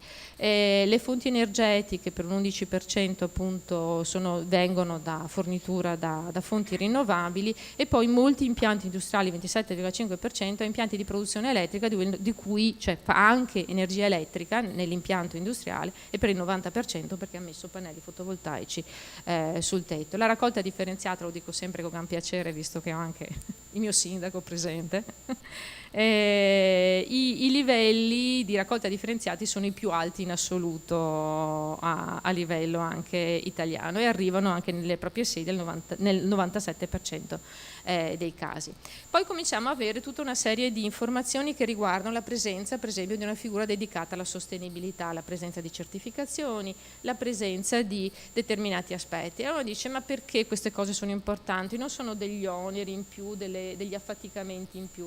Però appunto se una figura dedicata alla sostenibilità, o che quantomeno si occupa di sostenibilità, significa poi essere in grado di rispondere, cioè di tener traccia di queste informazioni, e quindi di essere in grado di essere consapevoli anche nella propria valorizzazione ESG. Quindi esattamente come dicevo prima, diventa anche una scelta di governance per essere in grado poi di rispondere a quel tipo di informazioni, di far disclosure di quel tipo di informazioni, evitando che qualcun altro ci metta sopra una etichetta che non ci piace. Qui ovviamente la presenza è un'azienda su 5, perché è un 21-22%, e raggiunge il quasi 40% per le medie. Per le micro è come per le small comunque, quindi la dimensione sotto i 50 incide poco da questo punto di vista.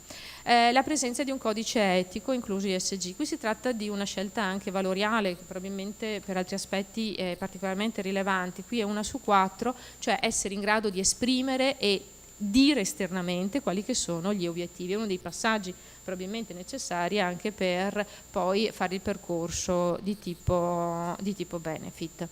La parità di genere, questa è una cosa che mi fa sempre piacere raccontare. Se io vado a vedere il gap, la differenza di salario o la presenza femminile sui dirigenti e quadri, quello che troviamo è che tutto sommato nelle piccole e medie imprese probabilmente è una struttura più semplice, quello che è, però il gap salariale è più basso. Cioè, se noi pensiamo che a livello industria, a livello Italia siamo sul 12-13%, peccato che ci sia il 4% del settore pubblico e il 15% di differenza per il settore privato. Quindi la grande industria ragioniamo sul 15%, che è tanto, quindi non ci mette in bella mostra. Però se andiamo a vedere a livello più basso, quello che risulta è che questi gap possono addirittura essere dimezzati, quindi in realtà probabilmente c'è meno differenziazione di stipendi, però comunque, come dire, sia la presenza delle figure femminili tra dirigenti e quadri eccetera è sicuramente in linea, se non anzi ed è superiore rispetto a quello che si riscontra quando si va a vedere la presenza femminile nella dirigenza delle società quotate, per esempio, nei consigli di amministrazione delle società quotate. La soddisfazione per il personale, qui insomma siamo un po' scarsini a mio parere, perché solamente un'azienda su 5 fa i sondaggi interni. Ma i sondaggi interni, molto spesso lo dico, è un meccanismo per avere, come dire, anche di dialogo, qui magari su altri fronti diventa più facile ragionarci, però è una di quelle cose che come dire, è un meccanismo di ascolto e soprattutto di condivisione poi di obiettivi. Questo è il tema che già il consigliere Betta aveva sottolineato prima, gli investimenti sul territorio e comunità. Qui la presenza di investimenti sul territorio comunitario risulta particolarmente elevata, risulta quasi il 50% per le medie, ma risulta alta anche per quanto riguarda le micro, le piccole imprese. Allora, a livello italiano avevamo un 18%, a livello veneto siamo molto più alti perché abbiamo una media del 29% e abbiamo un picco del 32% in provincia di Treviso e un pochino più basso per Padova perché risulta il 20%, però nel complesso l'attenzione per questo tipo di investimenti risulta particolarmente significativa in Veneto. La presenza di certificazioni, qui è ovvio che le certificazioni di un certo tipo, per esempio la certificazione ISO per la qualità risulta più importante per alcuni casi, anche per alcuni settori risulta obbligata per le medie aziende, però c'è una certa presenza, un certo sforzo anche per quanto riguarda le microimprese, quindi sia per la gestione della salute e sicurezza dei lavoratori, quindi quello che riguarda la parte del lavoro, sia per quello che riguarda la qualità. E questo è il sistema di gestione della qualità. Qui le percentuali sono più alte perché a seconda del settore ovviamente possono essere obbligate e quindi risultano praticamente 3 aziende su 4 per le medie, 1 su 2 per le piccole e 1 su 4 per quanto riguarda le micro. Allora qui a volo d'uccello veramente, queste sono state le raccolte, quindi raccontare quel tipo di informazioni abbiamo raccolte. Quello che avete adesso è invece il trasformare queste informazioni in valutazioni e quindi score ESG. Il passaggio è stato quello di tener conto ovviamente di tutta una serie di questi indicatori che sono stati raccolti nel raccogliere poi sia per area tematica, quindi nel farli confluire poi nei pilastri ESG e alla fine portarli a uno score rating finale. Abbiamo lavorato dividendo le classi in 7, lì vedete i nomi che sono stati dati, le rosse sono le vulnerabili, le arancio, diciamo giallo-arancio sono le responsabili e le verdi sono le dinamiche. Nessuno voleva dare un giudizio ma semplicemente essere in modo di rappresentare uno sforzo in una direzione. Qui avete un po' la costruzione di le diverse informazioni, come sono state raccolte, come sono state pesate, le diverse palle che vedete, la dimensione della palla, tra virgolette, rappresenta il peso che è stato dato ai diversi aspetti, questo per spiegare come poi quelle informazioni diventino messe assieme, diventino una valutazione e questo è il risultato complessivo. Ovviamente non tutte le aziende sono riuscite a conferire le informazioni appieno, però comunque abbiamo una copertura che è buona e quindi complessivamente il risultato è un risultato che risulta significativo. Qui osservate che nel complesso c'è piuttosto un puntino più alto rosso sulla destra che significa un po' più di vulnerabilità e nel complesso sono distribuite nella zona responsabile. Se andiamo rapidamente a vedere, qui avevo messo anche per provincia ma ce li avete sulle slide eventualmente, per il pilastro ambientale tutto sommato gli sforzi si vedono. Qui vedete che c'è molto più giallo e un po' di verde, meno rosso da questo punto di vista, quindi sul fronte del pilastro E, quindi nella parte ambientale, c'è capacità di trasmettere, di riconoscere. Qui peraltro è stato fatto in maniera specifica per alcuni settori, perché ovviamente il manifatturiero, costruzioni o insomma ci sono determinati settori che chiedono attenzione un po' particolare. E qui la copertura complessiva è comunque dell'87%, quindi non è male. Se andiamo a vedere il pilastro sociale, qui abbiamo una copertura un pochino più bassa perché siamo al 79%, però anche qui se vedete c'è più giallo e verde rispetto all'arancio e il rosso, quindi questo vuol dire che nel complesso il risultato è buono. E per quanto riguarda la parte di governo, quindi il pilastro di governance, una copertura è più alta e qui tutto sommato, nonostante avessimo delle aziende piccole, quindi ci fosse anche il timore, se vedete la capacità non c'è rosso e c'è più verde e c'è più giallo e arancio leggero, diciamo, rispetto all'arancio carico. E io con questo Ho finito e niente, ricordo che appunto è vero che sono delle sfide che riguardano sia l'azienda, perché si trova a confrontarsi sia in un ambiente competitivo, sia una serie di richieste che ovviamente sono delle sfide anche per la società, quindi è importante che la valutazione sia portata a livello anche di sistema, che però possono appunto diventare opportunità se ci c'è modo di coglierne il potenziale e, ripeto, la necessità di occuparsene, perché altrimenti, ripeto, davvero il mercato, ogni volta che c'è domanda, l'offerta si crea e l'offerta, vi garantisco, nella maggior parte dei casi non vi piacerà, quindi meglio che ci sia una vostra attività consapevole in questa direzione. Con questo ho finito.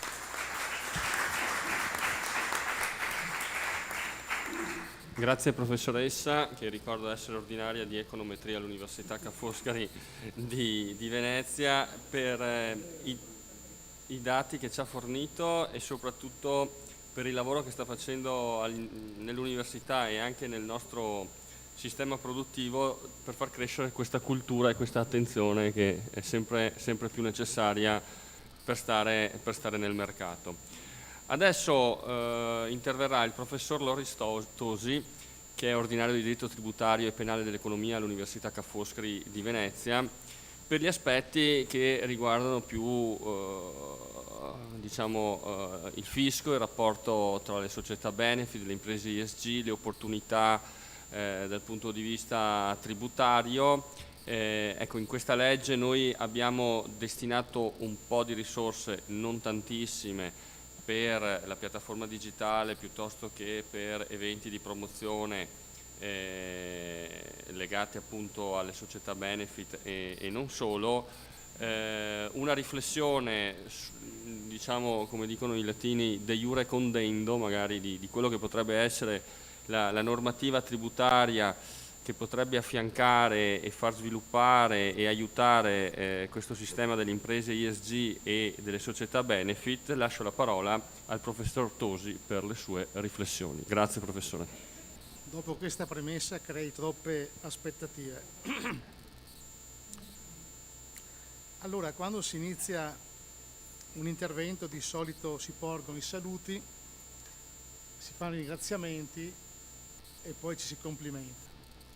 Naturalmente lo faccio anch'io e lo faccio dal profondo, diciamo, stavo per dire del cuore, in realtà della testa, perché il fatto che la Regione Veneto abbia approvato questa legge molto innovativa, non anche nei contenuti, ma forse più che altro perché è la prima legge regionale, e il fatto che siamo qui a discuterne con diverse professionalità e con una partecipazione ampia sta a dimostrare che non solo il tema è attuale, ma il tema è sentito come attuale ed è molto partecipato, e questo vi assicuro che non è per niente scontato.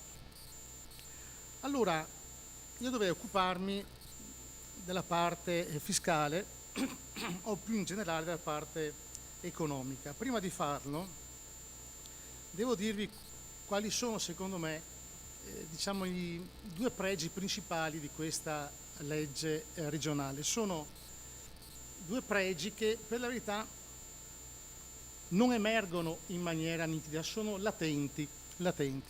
Anzi, il primo è quasi impercettibile, ma per degli addetti ai lavori e anche per gli operatori, dopo che avranno focalizzato l'aspetto sul quale mi sto per soffermare, è molto qualificante. Allora, la legge sulle società benefit c'era già una legge nazionale e risale al 2015, alla legge stabilità 2016. La legge regionale in parte recepisce il contenuto di questa legge statale, in realtà, come vedremo tra un attimo, lo completa. Ma nel recepirlo e nel completarlo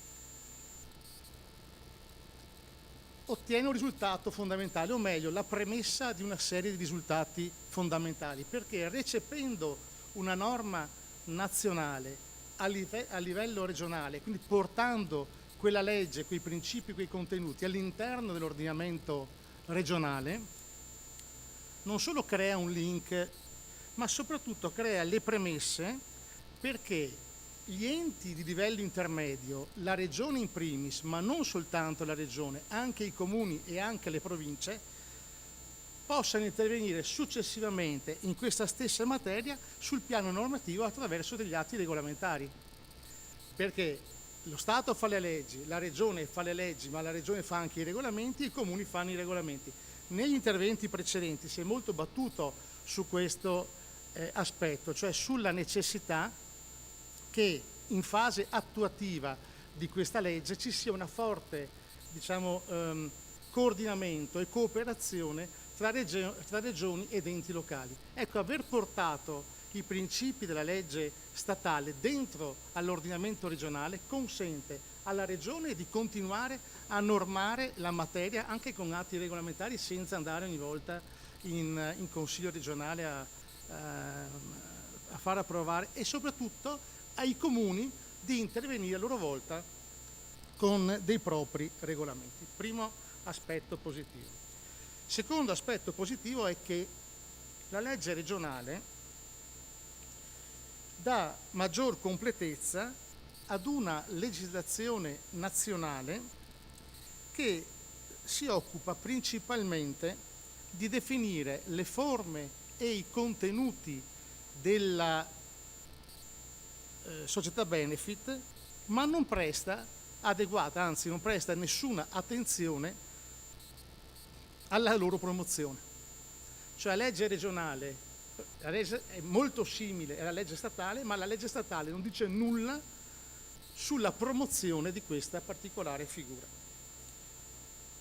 Ora, se siamo tutti d'accordo che la ratio di questa nuova forma societaria sull'elevato valore ed utilità soprattutto sociali di questo settore, di cui da più parti si chiede l'espansione, si chiede l'ampliamento, ora non può non colpire come la legislazione nazionale non si occupi minimamente della componente economica che è fondamentale nelle scelte dell'imprenditore. Ad oggi quante sono le società? 4.000, 5.000? Circa. 4.000.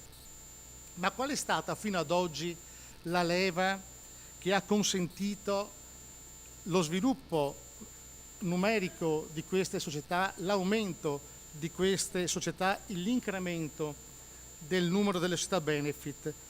È una leva autopromozionale, è una leva autoimplementativa che secondo me è riconducibile a due fattori, ma tutti e due fattori non economici. Primo fattore, l'esigenza dell'imprenditore di appagare una sua particolare sensibilità verso il tema estremamente attuale della cosiddetta responsabilità sociale dell'impresa. Cioè uno ci tiene. L'altra leva, aumentare il credito reputazionale dell'impresa nella società civile, nel mercato, tra i lavoratori, tra i consumatori, nei rapporti con le banche e con gli altri stakeholder in genere. Credo che non ci sia altro, cioè alla base dell'aumento del numero delle società benefit c'è soltanto, come possiamo dire, l'amor proprio spontaneo delle imprese che per motivi come anche di tipo psicologico, di tipo anche sentimentale, decidono di fare questo passo che le qualifica. Ora, questa carenza, cioè il fatto che manchi un sostegno di tipo economico, pone in parte rimedio la legge regionale numero 10 che stiamo commentando. Come lo fa? E qui sono due aspetti innovativi. Con l'istituzione dell'elenco regionale delle società benefit e con l'attivazione del registro dei progetti a beneficio comune, di cui si è già parlato. Quindi viene istituito il registro delle società benefit e dall'altra parte viene l'elenco delle società benefit e dall'altra parte il registro dei progetti a beneficio comune. Uno potrebbe dire, vabbè, ma cos'è? È un'etichetta, è una medaglia, ma economicamente che vantaggio ho tratto io da questo? In realtà il vantaggio c'è e ce lo spiega l'articolo 6 della legge regionale, perché l'iscrizione in questi due registri costituisce il presupposto per l'ottenimento di alcuni benefici di tipo economico. Poi diremo se sono sufficienti, non sono sufficienti, è abbastanza, non è abbastanza, ma alcuni benefici di tipo economico ci sono e sono sostanzialmente 4. Primo, la possibilità di utilizzare immobili e terreni messi a disposizione delle pubbliche amministrazioni per la realizzazione dei progetti. Secondo, questo è chiaro, no? La possibilità di partecipare ad appositi bandi regionali, nonché la possibilità di accedere prioritariamente ai fondi o ai bandi regionali. Questo vuol dire poco, abbastanza o molto, dipenderà poi da come verrà attuata la norma.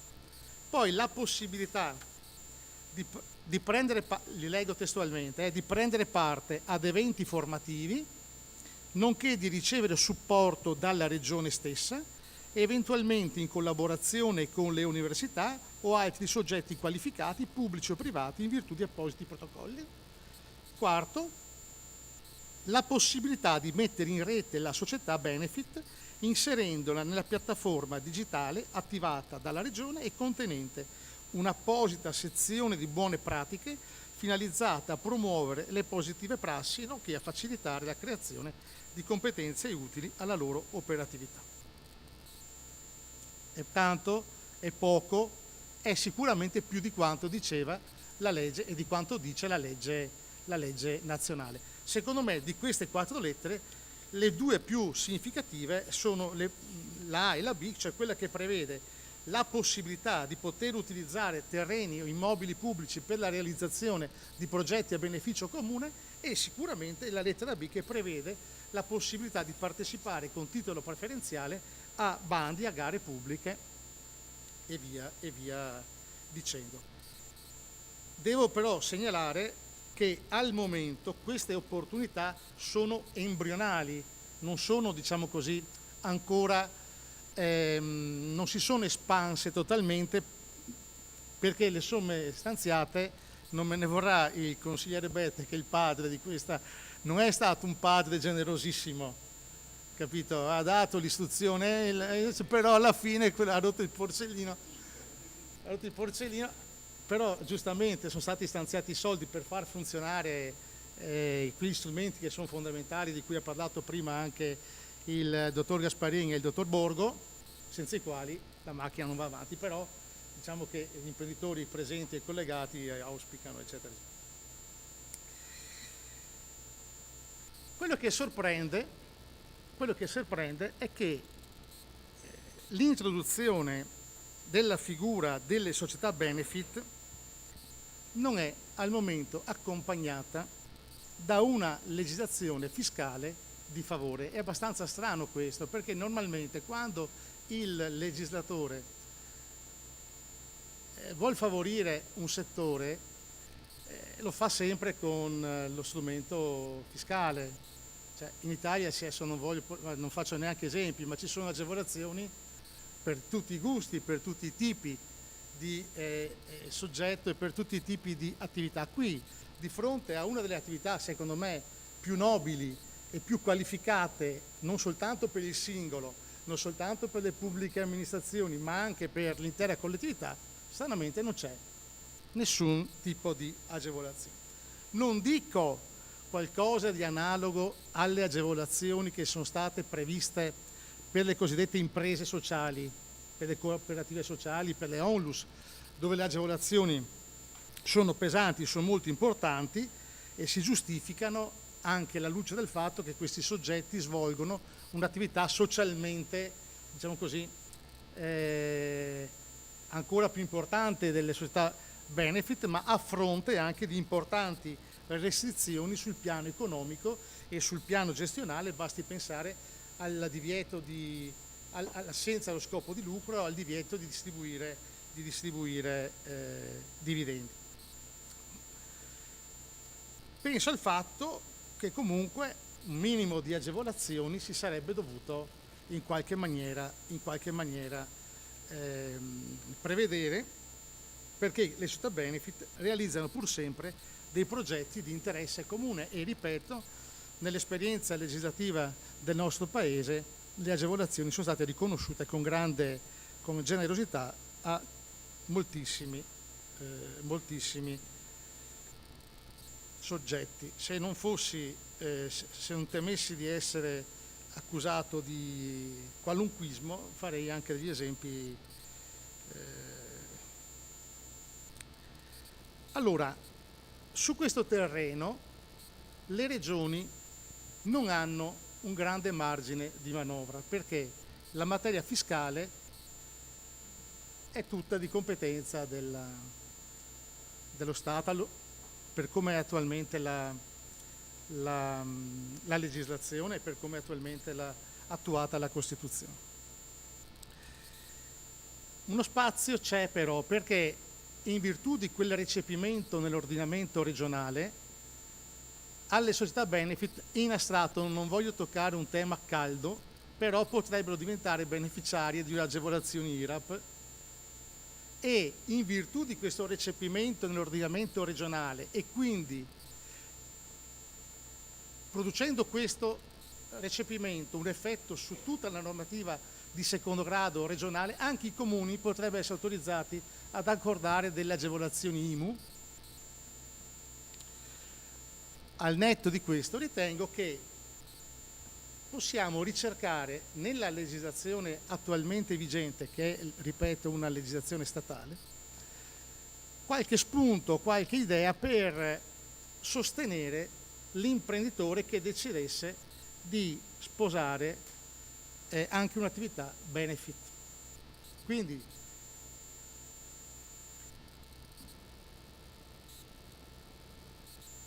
mi interrogo su questo, se sia possibile, senza richiedere interventi normativi specifici in questo momento, che ripeto la Regione Veneto nel suo ambito non potrebbe fare, ma dovrebbe richiedere a qualcun altro, cioè al Parlamento o al Governo, se sia possibile individuare una leva di tipo fiscale che possa in qualche maniera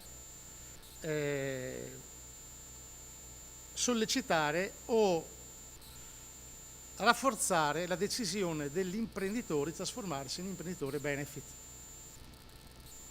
È chiaro che, faccio una considerazione empirica ma penso che sia del tutto scontata, è chiaro che tutte le imprese, se oltre a sostenere benefici di interesse sociale possono anche avere dei vantaggi fiscali, credo che la cosa non la vedano come negativa.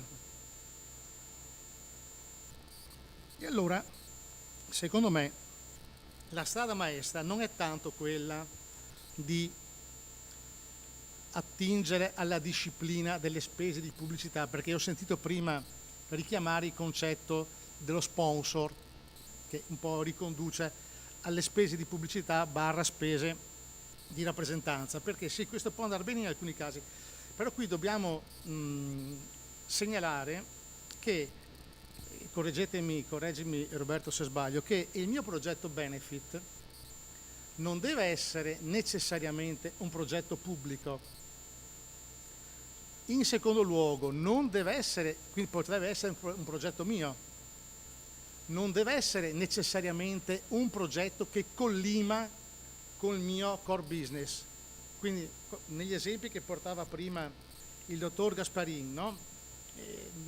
Che diceva, non so, la riduzione CO2 piuttosto che progetti, non è necessario che io produca CO2, io posso avere un progetto benefit anche lontano economicamente, idealmente molto lontano dalla mia attività di impresa. Quindi potrei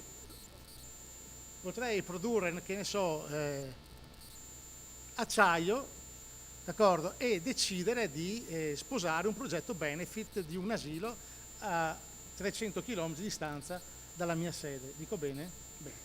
Allora, se lavoriamo sul concetto di pubblicità e di rappresentanza, che in alcuni casi, ripeto, può essere utilizzato, credo che si entri in una situazione di stallo velocemente, perché la spesa di pubblicità e di rappresentanza, per essere tali, vengono valutate sotto il profilo del merito dai verificatori, cioè dalla Guardia di Finanza e dall'Agenzia delle Entrate, e si va a vedere la funzionalità rispetto al business. Quindi se io faccio acciaio è difficile che mi venga qualificata come spesa di pubblicità il mantenimento di un asilo infantile, perché mi si dice: ma scusa, ma tra gli utenti e i loro familiari c'è qualcuno che compra acciaio? Risposta: no. È un po' quello che succede con le sponsorizzazioni sportive, quello che succede, che è successo con le sponsorizzazioni sportive. Secondo me bisogna fare un ragionamento un po' più diverso, più ampio, che è in grado di comprendere tutto questo tipo di esigenze e di situazioni. Ed è un ragionamento basato sul concetto di inerenza del costo. Allora, noi sappiamo che il requisito dell'inerenza è un requisito richiesto per la deducibilità fiscale di un costo, di qualsiasi costo, se un costo inerente è fiscalmente deducibile. Ora, secondo alcuni, l'inerenza starebbe nella stretta correlazione tra il sostenimento di una spesa e l'idoneità di quella spesa a produrre un ricavo. Secondo altri però, e tra cui anche la più recente giurisprudenza tributaria, anche della Corte di Cassazione, non è richiesto che il rapporto tra costo e ricavo sia così stringente. Questa giurisprudenza ritiene che il costo necessario e sufficiente che il costo sia riferibile, qui cito testualmente una recente sentenza della Cassazione, riferibile in termini qualitativi e dunque di compatibilità, coerenza e correlazione, ma non con i ricavi, con l'attività imprenditoriale complessivamente intesa. Quindi il collegamento non deve essere ricercato tra il costo e il ricavo, ma tra il costo e il progetto imprenditoriale. Questo mi pare un passaggio ad oggi difficilmente contestabile anche dall'amministrazione, ed è da qui che possiamo prendere le mosse nei nostri ragionamenti. Andiamo a vedere cosa qualifica la società benefit. La società benefit è qualificata dalla convivenza in seno alla stessa attività economica, alla medesima attività economica, di una duplice mission, ma non è una mission principale e una mission secondaria. È una duplice mission che ha la stessa dignità e la stessa importanza all'interno di un'attività economica unitaria. Basta leggere i lavori preparatori, gli atti parlamentari del Senato, quelli che accompagnano la legge del 2015,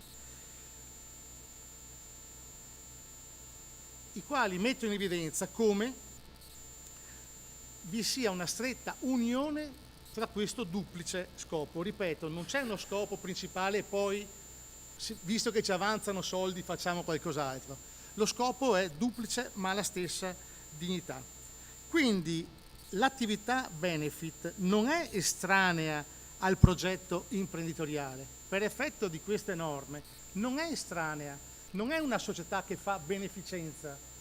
Non siamo di fronte a una società che decide di sponsorizzare, ecco qui è giusto il concetto di sponsorizzazione, di sponsorizzare l'asilo infantile o di sponsorizzare il parco cittadino. No, qui la scelta di essere società benefit è una scelta impegnativa, che ti impegna fin dal momento della Costituzione, perché tu nell'atto costitutivo devi obbligatoriamente inserire le attività benefit e devi specificamente indicarle nell'oggetto sociale, e poi ne conseguono tutta una serie di obblighi che sono stati citati negli interventi precedenti.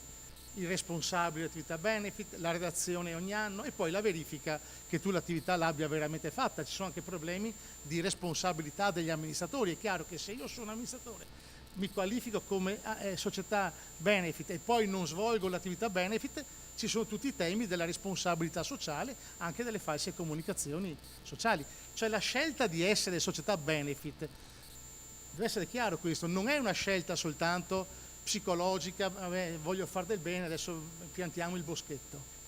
Allora se non è così, perché entra nel mio oggetto sociale, ha degli effetti obbligatori nei miei confronti, quello è il mio progetto sociale. Il mio progetto sociale è duplice. Allora, è tanto duplice che l'articolo 1, il comma 377 della legge, dice che le due attività, quella benefit e lo scopo, devono essere perseguite mediante una gestione volta al bilanciamento.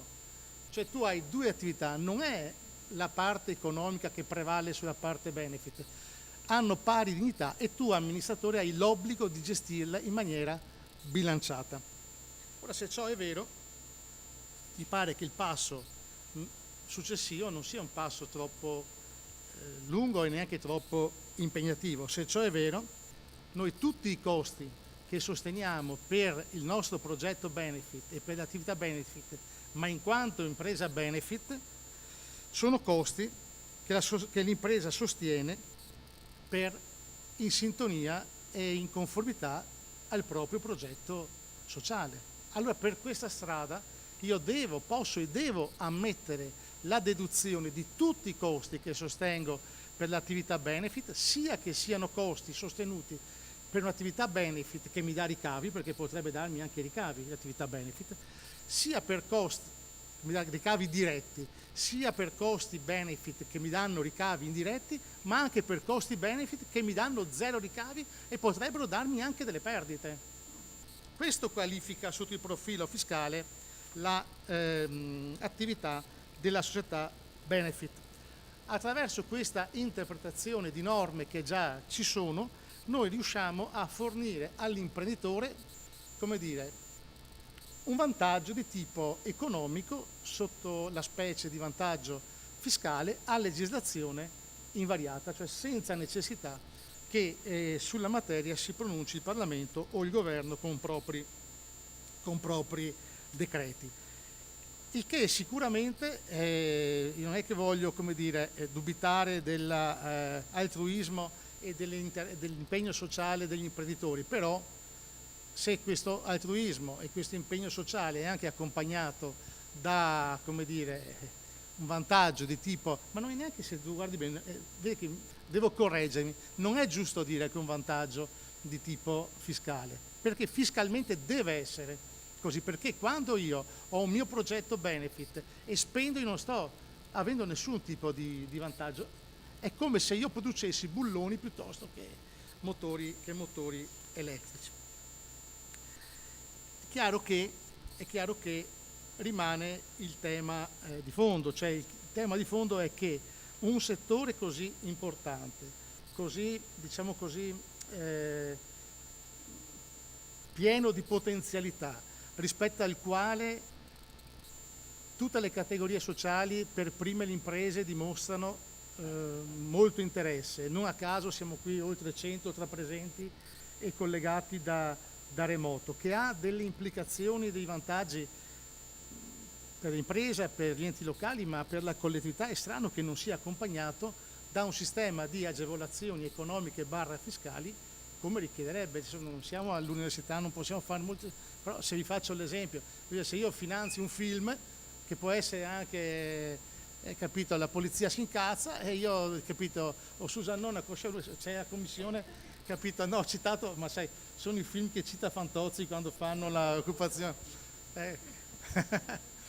capito, mi trovo sorprendente, da addetto ai lavori trovo sorprendente che qui nessuno. Ecco allora che secondo me ci sarebbe molto da fare anche su questo terreno e come dire, mi permetto di segnalare queste carenze, anche queste necessità, sia alla Regione Veneto sia al dottor Di Cesare, che qui rappresenta la principale associazione di imprese e benefit. Secondo me bisognerebbe creare le premesse perché questa carenza della legislazione venga colmata. Quindi io direi, posso permettermi, io come prima cosa farei in modo che una legge, non dico copiata dalla legge della Regione Veneto, ma molto simile, venisse adottata da tutte le altre regioni. Si potrebbe pensare a una sorta di coordinamento tra le varie regioni e Assobenefit, e poi secondo me bisognerebbe trovare il modo per presentare al Parlamento e al Governo anche dei progetti di iniziativa legislativa condivise, ma basterebbe una circolare della Direzione Centrale delle Entrate che sposasse il concetto che io ho l'interpretazione che io do del termine inerenza. Vi ringrazio per l'attenzione.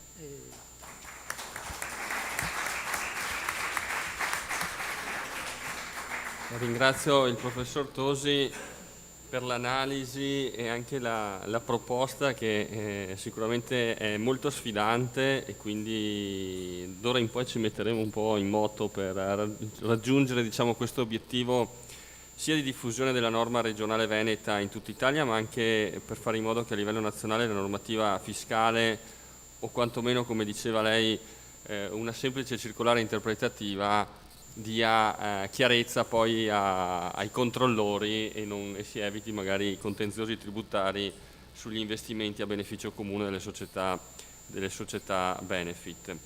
Qui con noi abbiamo Paolo Di Cesare, membro del consiglio direttivo Assobenefit, che è l'associazione nazionale che raccoglie tutte le società benefit d'Italia, che ho avuto il piacere di conoscere a Roma nella giornata nazionale che hanno celebrato, ogni anno organizzano questo evento a livello nazionale, e ho avuto modo di conoscere questo mondo, questa associazione, e tra l'altro Paolo è stato, mi pare, anche uno dei promotori, ideatori della legge sulle benefit, e magari se ci intrattiene anche un po' su quello che è stato, come dire, la nascita, insomma, di questa tipologia di società che come vediamo dai numeri ha una crescita esponenziale di anno in anno, e quindi vuol dire che quello che è stato disciplinato effettivamente meritava di essere introdotto nel nostro ordinamento,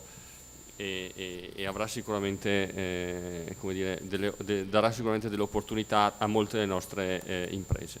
Quindi prego Paolo Di Cesare, a te la parola. Grazie Roberto, grazie a tutti per la presenza, e grazie diciamo anche agli argomenti e al modo in cui vengono trattati. Allora, noi sono una doppia veste di, appunto, membro del consiglio direttivo di Assobenefit, ma anche di cofondatore di Nativa, che è stato il paziente zero delle società benefit. E quindi in 12 anni, quando appunto il nostro statuto fu per la prima volta bocciato dalla Camera di Commercio di Milano, per 12 anni ho partecipato a, non so, sarà difficile dire il numero, ma decine e decine di momenti come questo, più ampi, più piccoli, più specifici, no? in tanti, sopperendo anche a quella mancanza di promozione che ahimè, quando scrivemmo la legge ci siamo dimenticati di metterci quello aspetto che forse avrebbe semplificato le cose. E in questi 12 anni quindi ho sentito vari interventi, commenti tecnici, e devo dire che oggi mi sento, come dire, a casa in un certo senso, anche grazie appunto alla professoressa e al professore, che hanno toccato degli argomenti che sono vivi all'interno del dibattito sulle società benefit. Il concetto dell'inerenza di costo è un concetto fondamentale che già alcune società benefit stanno utilizzando. Quindi io, quando lo spiego brutalmente dicendo: se un'azienda aggiungesse nelle finalità, non so, l'aumento della superficie boschiva di un dato territorio, quindi aggiungendo nello statuto, attenzione, questo è un elemento fondamentale delle società benefit, nell'oggetto sociale, allora se dovesse comprare un trattore per fare quell'attività, quello diventerebbe un costo inerente, magari nello stesso tempo quell'azienda fa tutt'altro, no? Come gestione, come attività tradizionale. Quindi questo è un argomento vero, già alcune società benefit stanno utilizzando questo concetto, quindi il professore, come dire, ha centrato un tema, ma è chiaro che non sarà facile, dovrà esprimersi l'autorità competente, appunto con una circolare che spieghi al meglio questo per adottarlo in maniera più ampia. Io ho una presentazione un po' particolare perché giustamente Roberto diceva risaliamo alla ratio, il professore stesso ha citato quali sono le ragioni per oggi per un imprenditore come me anche per fare una scelta e convertire una società in società bene. Perché lo fa? Amor proprio, reputazionale, io dico anche per una questione di leadership. Qualcuno che leader, cos'è un leader? Il leader è quello che fa le cose prima degli altri. Allora quando ci si rende conto che il ruolo dell'impresa non può essere lo stesso dello secolo scorso, allora si cominciano a muovere tutta una serie di imprenditori che trovano una strada, e una di queste, la più evidente almeno a livello internazionale, è quello appunto delle società benefit. Sottolineo internazionale, io sono arrivato anche per miracolo, potrei dire, visto il mio aereo atterrando a Venezia ha fatto una di quelle cose che atterrando è rimbalzato e poi ripartito con tutti che urlavano nell'aereo, e poi finalmente atterrati c'è stato l'applauso, non so quanto a quel punto meritato, ma era più di sollievo che altro. E vengo da Parigi, dove c'è un'analoga associazione come quella di Asso Benefit, che si chiama Comunità delle Società a Missione. Ovviamente i francesi hanno scelto un nome proprio, Société à Mission, con i quali noi interagiamo per sviluppare anche a livello europeo, quindi agiamo insieme a Bruxelles per promuovere una forma di impresa più adeguata al XXI secolo. La Spagna pure è un paese che ha adottato una legislazione simile a quella italiana, e i primi sono stati gli Stati Uniti, in particolare uno stato, il Maryland. Adesso sono 38 gli stati degli Stati Uniti, ma considerate che in 38 stati c'è stato un voto bipartisan. Da una parte vediamo le liti e il conflitto polarizzante tra i due partiti egemoni americani, e questo sappiamo che in qualche forma, per fortuna non così estrema, si riflette anche nel nostro continente, però lì il voto su questo concetto è stato sempre bipartisan, e questo per me è un aspetto fondamentale, e quindi sono fiero e contento anche di essere qui, dove appunto una maggioranza di un certo colore ha capito il senso di questo, così come lo sta capendo una maggioranza di altro colore in altre regioni o anche a livello parlamentare. Questo si parla del senso e il significato dell'impresa in questo secolo. Quindi faccio un passaggio. Se posso aggiungere, in Consiglio regionale è stato votato all'unanimità. Bellissimo. Quindi allora io adesso tutti erano non lo d'accordo. sapevo, lo dirò sempre, straordinario. Ecco, questo è fondamentale. Pensateci quanti elementi di divisione abbiamo su cui combattere tutti i giorni. Su questo troviamo un'intesa ed è un segno interessante. Però io faccio un passo, pensate, no, la ratio, e parto dal pianeta. No? Io sono un ingegnere, ho un'azienda che si occupa di seguire altre aziende che vogliono intraprendere un percorso serio di sostenibilità, e il punto di partenza è questo. Questo è un sistema chiuso per materia e aperto per energia.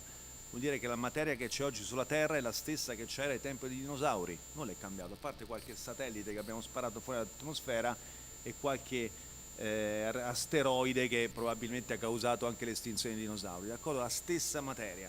Ecco, aperto per energia, perché ovviamente immaginate attraverso la biosfera, l'atmosfera terrestre, arriva l'energia solare sostanzialmente.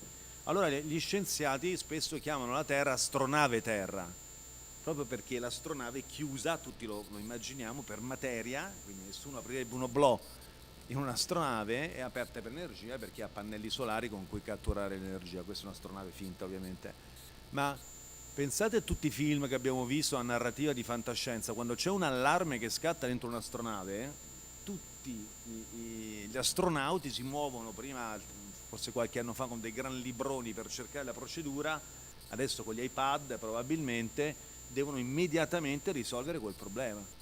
Noi in questo momento stiamo vivendo dei problemi molto seri a livello del nostro pianeta, però stiamo agendo un po' così, più o meno concentrati sulla problematica specifica. C'è un tema fondamentale che si chiama esponenzialità di questi problemi. Questo è uno dei più, la mamma di tutti gli esponenziali. Qui vedete la popolazione terrestre, mettetevi nell'anno di nascita e vedete quanti erano gli abitanti in quell'anno. Io sono degli anni 70, la popolazione è la metà di quella di oggi. Pensate, no? Questo esponenziale, c'è una curva che ha un'accelerazione, per cui una crescita inaspettata, che lo stesso nostro cervello non è capace di comprendere, perché funziona su ragionamenti velocissimi ma lineari. Qui è esponenziale, d'accordo?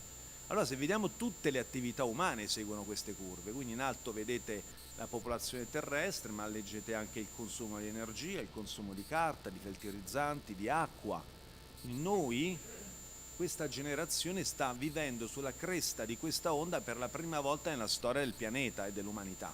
Quindi noi stiamo surfando su onde che vanno a questa velocità e non siamo abituati, sia chiaro, non siamo pronti, molti dicono non siamo pronti ad affrontare questo, però ci siamo sopra.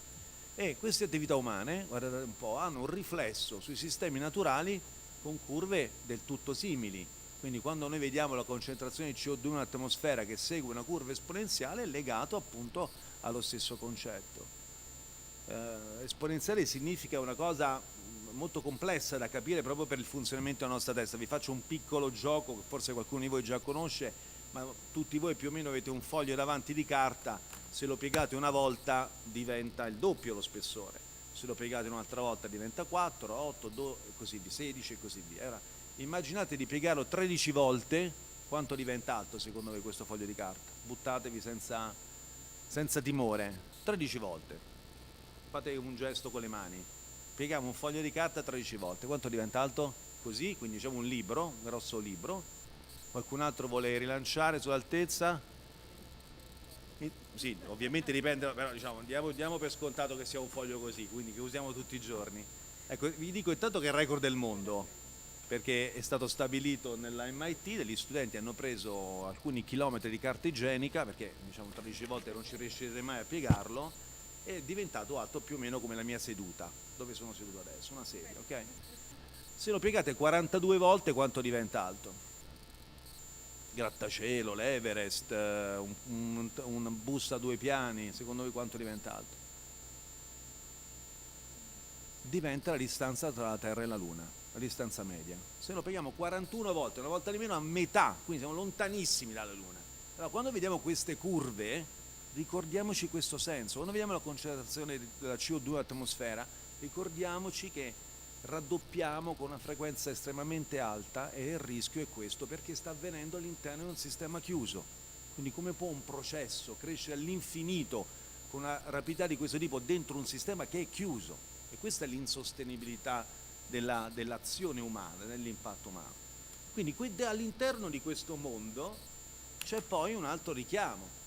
Questo è uno studio stupendo che fa una NGO, uno studio di analisi scientifica che si chiama Edelman Trust, lo vedete lì, e ogni anno da più di 20 anni misura in tutto il mondo 4 attori più importanti della società, possiamo dire, una parte i governi, i media, il business e il non profit, le NGO, e le pone rispetto a 2 domande: quanto vengono ritenuti competenti e quanto meritevoli, quanto etici nel loro comportamento, vedete?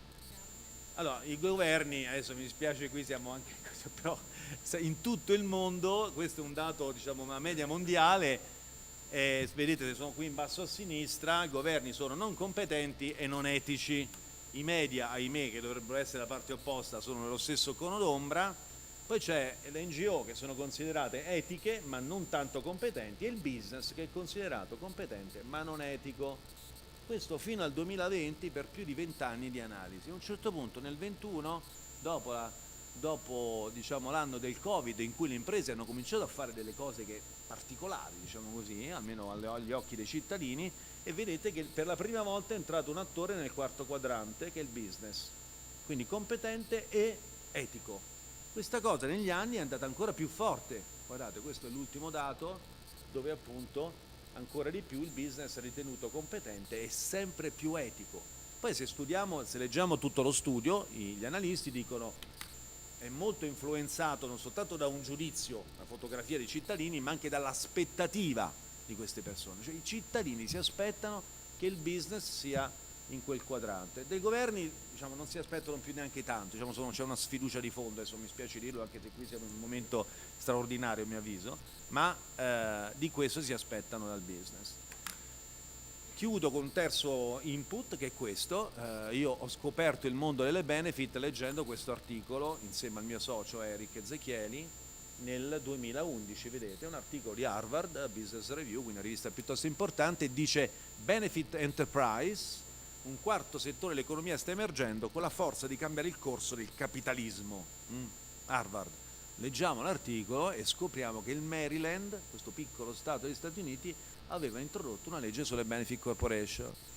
Leggiamo e ci appassioniamo a questo articolo tantissimo e ci riconosciamo come nativa l'azienda appunto che abbiamo cofondato, ci riconosciamo in quei valori, nel fatto che ciò che raccontiamo può essere protetto all'interno di uno statuto, attenzione, non soltanto sul sito ma scritto dentro il cuore di un sistema operativo che è lo statuto di un'impresa. E che succede? Lo facciamo, copiamo la legge americana, cioè facciamo il nostro statuto sul modello della legge americana, lo presentiamo con le sue modifiche alla Camera di Commercio di Milano e ce lo bocciano 4 volte di fila. Inizialmente ci siamo arrabbiati, vi dico, Adesso sono felicissimo di quel momento perché a fronte del paziente zero ci sono più di 4.000 aziende in Italia che hanno seguito questo percorso, ma non solo questo, più di 15 legislazioni nel mondo, tra cui la Francia, la Spagna, la Colombia, il Perù, anche uno stato africano, lo scorso anno addirittura San Marino pure si è avvicinato, e ce ne sono altrettante di legislazioni nel mondo, Germania, Gran Bretagna, Corea del Sud e così via, che hanno legislazioni in corso, processi legislativi in corso per introdurre questo modello. L'azienda ha duplice finalità: da una parte la distribuzione di dividendi, dall'altra insieme, come giustamente sottolineava il professore, bilanciando queste due forze, anche un impatto sociale e ambientale positivo descritto con finalità. Attenzione, io non ho detto obiettivi ogni anno uno si pone gli obiettivi, le finalità sono la vocazione, direbbe Adriano Olivetti, dell'impresa, dove va, qual è la destinazione dell'impresa. Ecco, questa è l'impresa del XXI secolo, è una delle forme più importanti, per questo nasce, quindi anche rispondendo alla domanda del professore, per amor proprio, sì, ma anche perché ci si sente che l'impresa deve avere un ruolo davanti alle grandi sfide che dobbiamo affrontare, perché è la forza più importante che abbiamo creato, non esiste in natura il fare impresa, può trasformare nel bene e nel male un territorio. Ecco, pensare se tutte le imprese del Veneto fossero società benefit, quanto sarebbe diverso, ulteriormente migliore il Veneto a partire da domani. Abbiamo condotto una ricerca nazionale e quindi che è uscita poche settimane fa, e nei prossimi giorni esce la seconda parte di cui vi do delle anticipazioni.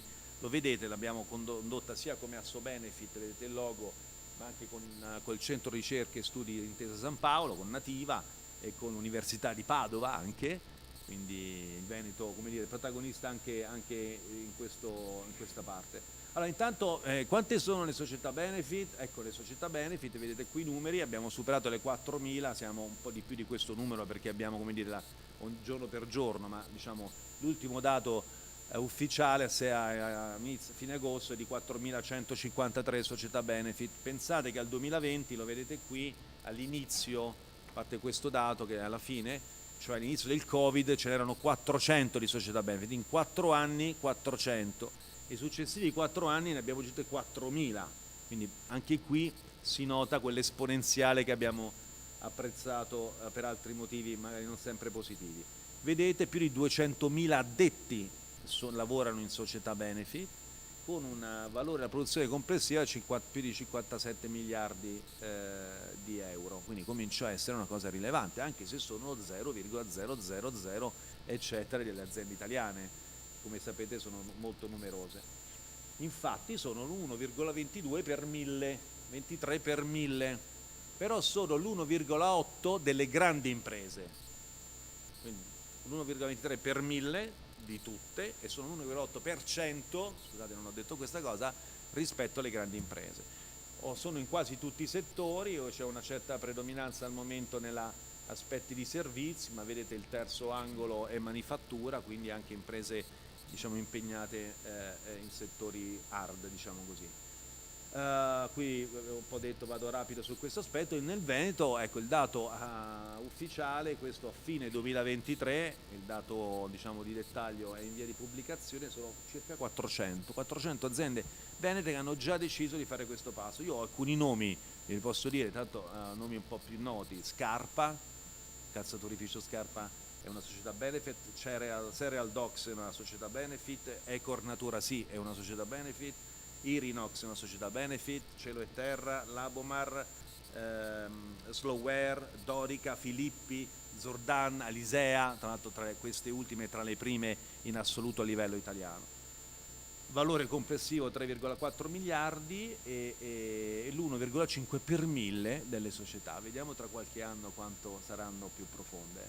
Vedete il Nord, anche qui, ancora mi chiedo il perché, non è, la fa da padrona, diciamo così, con i percentuali più alte, mi chiedo perché, perché finché c'è un limite, diciamo così, infrastrutturale perché qualcosa avvenga, allora questa è un'idea che si deve propagare, quindi ci aspettiamo una grande rinascita anche nel sud, in particolare isole, dove adesso il 13%, il 20% al centro, vedete in termini di regioni Lombardia, Lazio, Veneto. Ecco, con il centro-studio di Intesa San Paolo però ci siamo chiesti, vediamo 4 anni di questi bilanci di queste aziende, vediamo che cosa succede a queste aziende. Beh, sono state analizzate più di 40 indicatori economico-finanziari e su tutti e 40 indicatori le società benefit performano meglio delle società non benefit. Ovviamente a paragone, fidiamoci, come dire, il centro-studio di Intesa San Paolo nella qualità del confronto, in tutti e 40. Impressionante. Qui vedete per esempio la variazione del fatturato dal 2019 ad oggi, vediamo solo il dato finale, più 37% per le società benefit, più 18% per le società non benefit. Oppure vedete il margine, l'EBITDA 9% rispetto a 8,3%, il giallo ovviamente sono le società benefit. Il valore aggiunto per addetto, ecco guardate qui, 62 migliaia di euro, 62.000 euro, 57.000 euro. Il costo del lavoro, le società benefit pagano di più delle società non benefit, lo vedete qui in questo dato, 41.000 rispetto a 38.000.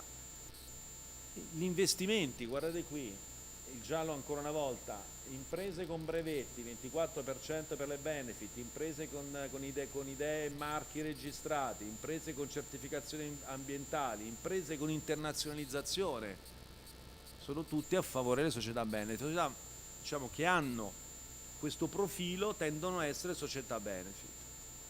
L'altra parte della ricerca di cui vi annuncio i primi risultati, è uscito ieri sul Sole 24 Ore, dalla prossima settimana sarà ufficiale tutta la ricerca, e invece siamo andati a studiare le finalità. Quindi abbiamo capito che un'azienda, per diventare benefit, gli azionisti, magari con i manager, magari con le persone dell'azienda, si siedono insieme e decidono quali finalità devono aggiungere allo statuto.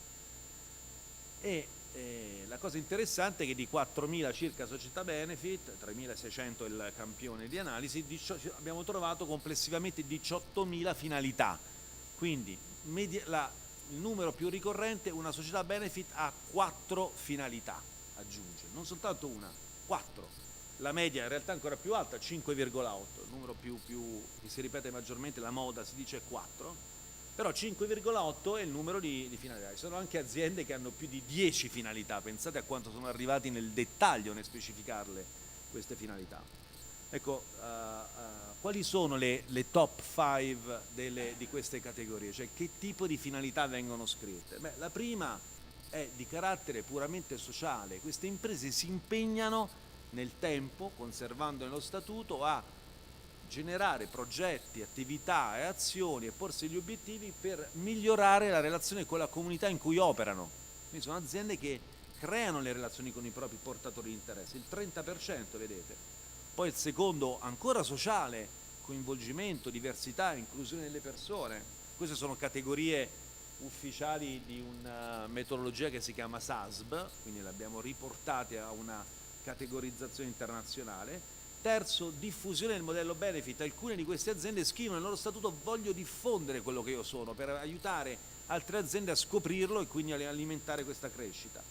Poi resilienza, ne abbiamo parlato del modello di business, quindi tutte finalità che vanno a porsi le domande sul proprio modello di business e quanto questo può stare in piedi ancora nel futuro, e quindi l'impegno a modificarlo con costanza. E l'ultimo sul prodotto e alla gestione del ciclo di vita del prodotto. Come finalità, attenzione, non come obiettivo, cioè queste imprese per finalità vogliono assicurare un continuo miglioramento del prodotto. quindi rispetto a una categoria ESG, quindi riassumendo tutte le possibili soluzioni, vedete che più del 50% delle aziende italiane ha finalità di tipo sociale. Quindi qual è dice il professor Gubitta dell'Università di Padova, immagino conosciate, lui dice qual è la postura di una società benefit in Italia? È questa, il 51% sceglie l'impatto sociale, noi ci aspettavamo più impatto ambientale, invece in Italia è questo. Secondo posto comunque, vedete, sono finalità che ricadono nell'area ambientale, e poi c'è governance, interessantissimo, la buona governance della professoressa, quindi finalità che ricadono in quell'ambito. Poi c'è il tema della materialità, che è l'altro punto introdotto, che è un altro tema fondamentale. Da una parte un'azienda può scegliere di mettere le finalità che non c'entrano nulla con quello che fa, che però non va così bene a mio avviso. Sì, possono esserci anche cose tra le 4 o 5 finalità medie che non c'entrano nulla, ma deve avere delle finalità che modificano l'attività caratteristica dell'impresa, no? Quindi facendola evolvere, quindi essendo materiale. E vedete che mi spiace non ci sono le percentuali, circa l'80% delle aziende italiane ha scelto finalità materiali, quindi non è che si sono presi, come dire, dello spazio per fare del bene altrove, ma che riguardano direttamente l'impresa. Ci sono anche giustamente finalità non materiali per esprimere tutta la vocazione che può avere un'azienda. Qui vedete addirittura 560 aziende hanno espresso più di 4 finalità che toccano appunto il senso stesso dell'impresa.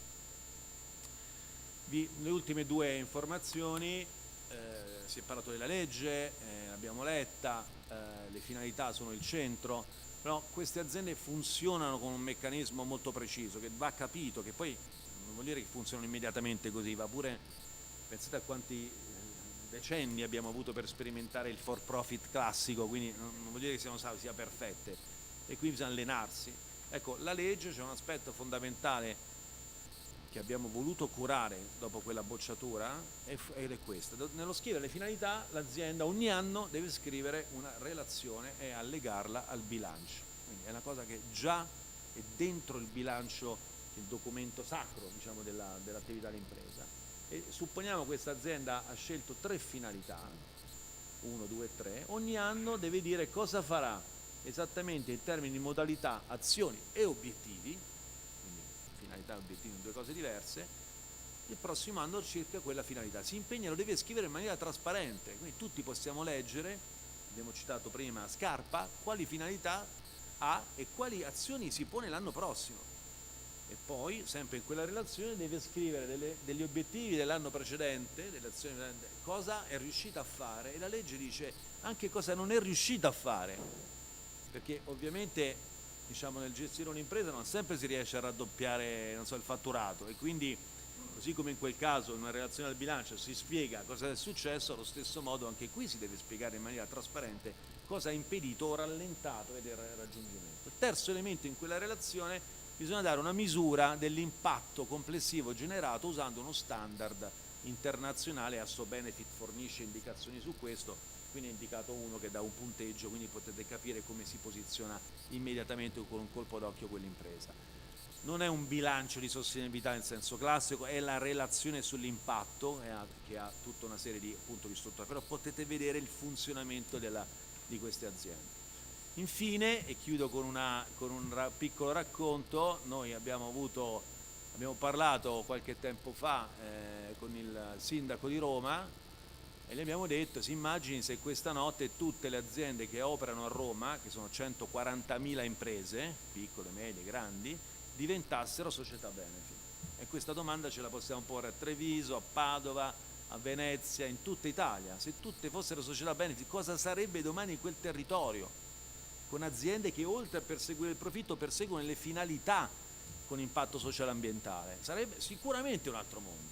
Ecco, noi l'abbiamo detto al sindaco di Roma e abbiamo lanciato con l'assessorato allo sviluppo economico un programma per aiutare le aziende romane a fare questo passaggio. Sono state selezionate 100 imprese che adesso il 16 dicembre saranno festeggiate nella mitica sala Giulio Cesare del Consiglio Comunale della Capitale, come le prime 100 che si aggiungono ad altre 300 che esistevano già, e l'anno prossimo l'obiettivo sarà di farne 500, provando a riprodurre un esponenziale per diffondere prima possibile questo modello tra gli imprenditrici e gli imprenditori italiani che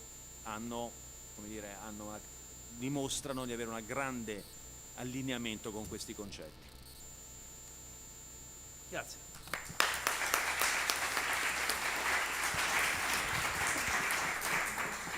Ringrazio Paolo Di Cesare soprattutto per la visione che ci ha regalato oggi, questa sera, rispetto al mondo delle imprese e, come dicevo io, al fatto che questi imprenditori delle società benefit siano un po' la punta di diamante, no, del mondo delle imprese in generale, che quindi siano, qualcuno dice, rileggendo quel grafico dove i responsabili del governo sono messi un po' in disparte, mentre gli imprenditori sono, qualcuno li ha definiti i traghettatori della trasformazione, cioè oggi la trasformazione passa attraverso il mondo delle imprese. Purtroppo la politica e i partiti a volte non sono all'altezza del ruolo, però ci stiamo impegnando, ecco, diciamo che qui in Veneto insomma ci stiamo impegnando. Ecco, tante informazioni credo interessanti dal punto di vista sia delle novità normative che dell'analisi politica, economica, giuridica della norma. Se ci sono delle domande, perfetto. Allora, se c'è un microfono, possiamo passare il microfono, così da casa o da remoto ci ascoltano e vediamo di rispondere. Mi chiamo Gabriele Gianbruno, sono consulente Jesolo Turismo, che è una società a partecipazione pubblica. E prima si parlava del concetto di inerenza, che però si colloca, diciamo, a legislazione vigente come istituto. È in programma di Assobenefit, diciamo, sollecitare l'Agenzia delle Entrate, per esempio con un interpello o con una cosa simile? Perché è un problema effettivamente molto rilevante. Grazie. Sì, confermo che c'è un comitato scientifico anche in Assobenefit che ovviamente da anni studia questo tema, e c'è un continuo scambio con vari uffici, diciamo così, per arrivare a una soluzione esplicita. Il professore Tosi chiedeva come mai non è stato messo esplicitamente nella legge. Siccome ho partecipato a quel gruppo di lavoro nel 2014-2015, fu una scelta ponderata. Se avessimo messo un'agevolazione fiscale non avremmo mai avuto la legge sulle società benefit in Italia, d'accordo? Quindi abbiamo deciso di far leva più, di definire questo concetto e poi di lasciare ai successivi governi o appunto parlamenti quello di legiferare ulteriormente. Sono state fatte molte cose in questo, anche il codice degli appalti è stato aggiornato con l'invito alle stazioni appaltanti a premiare con una premialità specifica le società benefit, quindi qualcosa è accaduto, però questo è un aspetto sul quale c'è, come dire, una delicatezza del tema che richiede molta cura e molta attenzione, ma è un tema, diciamo, affrontato con un comitato scientifico tra l'altro di grandissimo rilievo. Quindi è una risposta: sì, c'è attenzione, vedremo cosa succederà prossimamente. La spinta delle regioni, quindi Regione Veneto, Regione Puglia, anche Regione Friuli Venezia Giulia sta facendo delle cose. Sarà uno stimolo interessante, la Regione Umbria pure, sarà uno stimolo interessante anche per il governo o semplicemente per il Parlamento, anzi più che semplicemente, più propriamente per il Parlamento. Grazie, non so, il professor Tosi voleva intervenire sull'aspetto fiscale circolare. Allora, cambia molto il quadro, cambierebbe molto se si pensasse anche ad una legislazione di favore, perché è chiaro che introdurre certi istituti, in questo caso certe figure societarie, a costo zero per il bilancio pubblico, costa niente, capito? Cioè, capisco che approvano, siamo tutti d'accordo, non costa niente, è chiaro. Però non è giusto che non costi niente, perché? Non è giusto. Perché se siamo tutti convinti dei ragionamenti che stiamo facendo, cioè siamo tutti convinti della utilità, della positività di questa figura, dobbiamo poi essere anche coerenti. Allora il problema si sposta, non agevolazioni sì, agevolazioni no, agevolazioni sì, perché non puoi lasciare soltanto lo spontaneismo dell'imprenditore, non è giusto che sia così. Il problema si sposta sul tema del controllo, perché come c'è il greenwashing ci può essere anche il benefit washing. Quindi anche per la Regione Veneto, quando darete avvio a tutte queste procedure, bisogna verificare che chi si fissa, stabilisce un progetto, poi inserisce nello statuto, nomina responsabile, ma che le attività debbano essere. La mancanza, vede dottor Di Cesare, la mancanza di una fiscalità falsa, secondo me, anche le statistiche, perché? Perché se manca una disciplina della fiscalità, è chiaro che i miei progetti benefit sono tutti interni all'azienda. È chiaro che metto, se torniamo agli oggetti di prima, è chiaro perché quelli sono costi pacificamente deducibili, non è attività altruistica. La partita vera si gioca, secondo me, proprio nel favorire le attività altruistiche, perché se io metto limitare le discriminazioni di genere, capito? Ci mancherebbe altro. Però se io, come dire, dico no, guarda, io compro un'area disboscata dal Vaia, va bene, investo 20 milioni e la imbosco tutta. È il progetto benefit? Sì, giusto? È collima col mio business, col mio core business? No. Capito? È chiaro che se io ho un'agevolazione fiscale è più facile che la faccia, no? E naturalmente se io ho agevolazioni fiscali, quelle statistiche vanno tutte a modificarsi perché in un caso come questo, per dedurmi i costi, bisogna che trovi una strada che attualmente è più tortuosa rispetto a quelli del mio costo che riguarda, che ne so, la formazione del mio personale piuttosto che la diffusione del mio modello di business. Però io interpelli, guardi, no, secondo me queste cose qua servono azioni, come dire, l'interpello di un singolo in un caso come questo è soltanto è controproducente.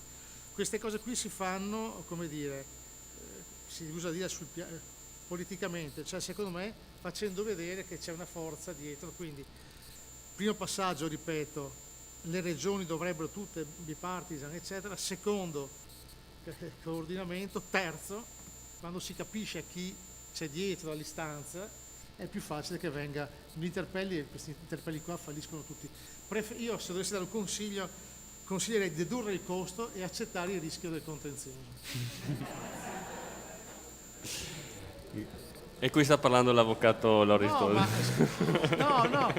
Ma ha ragione veduta, perché adesso non voglio polemizzare, non è neanche la sede. Ma oggi come oggi, con le sanzioni dotte, le attenuazioni che ci sono in caso di accertamento, conviene correre il rischio di accertamento.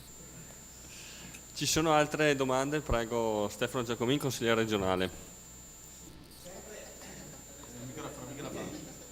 Grazie. Sempre relativamente all'inerenza, no? Perché prima ha fatto un esempio, cioè l'acciaieria che fa l'asilo a 300 chilometri. Ma diciamo che questa acciaieria o qualsiasi azienda mette nel suo statuto migliorare il rapporto con, favorire la maternità eccetera, e fa l'asilo nido dentro la propria azienda, è deducibile evidentemente. Bene, questa azienda dice fare un asilo nido eccetera è complesso, dove finanzio l'asilo nido comunale.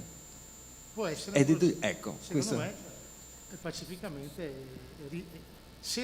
Per cui stavo, io sono un ex sindaco e allora sto pensando, le rotelline corrono su come si può applicare in pratica la cosa. Se io mi lego al sistema delle imprese e le collego ai servizi alla persona, e ecco, allora vedo un cavallo di Troia che mi aiuta a entrare con più facilità. Sì, le dico perché anche molte società benefit poi fanno un po' fatica a volte a avere anche innovazione, no? E quindi se trovano dall'altra parte una domanda che viene invece dalla pubblica amministrazione, qui l'idea della legge, no? E quindi si crea il match tra la domanda e l'offerta e quindi veicolano le loro intenzioni di avere un impatto grazie anche a dei progetti predefiniti, no? Su cui si può dare contributo. Però soffermandomi sul caso che lei, venendo al caso che lei pone, qui la situazione è ancora più semplice, perché allora io mi sono attestato sul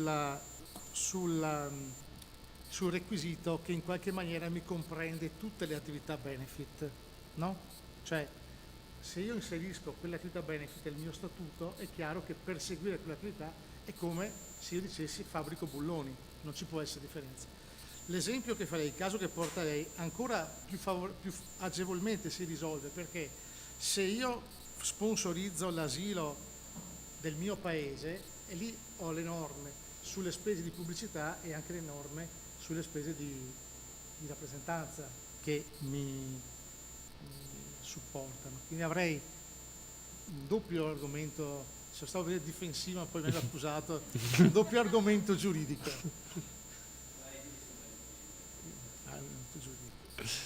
Ci sono altre domande? Prego. Buonasera, Valentina Dalmaso, io sono un dottore commercialista a Vicenza e da anni sposo questa causa, soprattutto di comunicare alle aziende del territorio quella che è proprio questa qualifica delle società benefit. Su questo fronte che mi tocca particolarmente come ruolo appunto professionale, quello che io dico anche alle aziende è appunto il fatto che avere la qualifica di essere società benefit comunque ti dà una maggior garanzia in iniziative come queste, quindi del sostenimento della spesa che esula dal core business aziendale. Sul fronte delle agevolazioni condivido totalmente il fatto che comunque possa essere un supporto e anche una spinta a favorire gli imprenditori a fare questo, diciamo così, passaggio, non tanto trasformazione. Però c'è stato nel 2021 un credito d'imposta del 50% su un tot di spese, un credito che per le aziende che ho seguito e seguo abbiamo imbastito la procedura sulla base della piattaforma ed è stato un credito che è stato poi anche rinnovato nel 2022. Qui volevo chiedere al dottor Di Cesare perché sulla trasformazione, esatto, sull'inserimento. Esatto, è stato prorogato il 2022 ma poi operativamente ci siamo trovati bloccati perché non abbiamo avuto modo di fare la richiesta del credito, non che fosse il motivo principale, però sicuramente un credito d'imposta è stato una spinta a, come dire, ho fatto questo passaggio a diventare benefit, faccio determinate attività, le porto avanti negli anni e ho anche avuto questo comunque piccolo riconoscimento, ma comunque un riconoscimento è. Quindi volevo capire se c'era qualche possibilità ad oggi. Lo precisiamo, Grazie. se no è un credito d'imposta riconosciuto a fronte delle spese sostenute per raggiungere nello statuto di società esistenti anche la finalità benefit. Sì, esatto. Sì, notarili e consulenziali.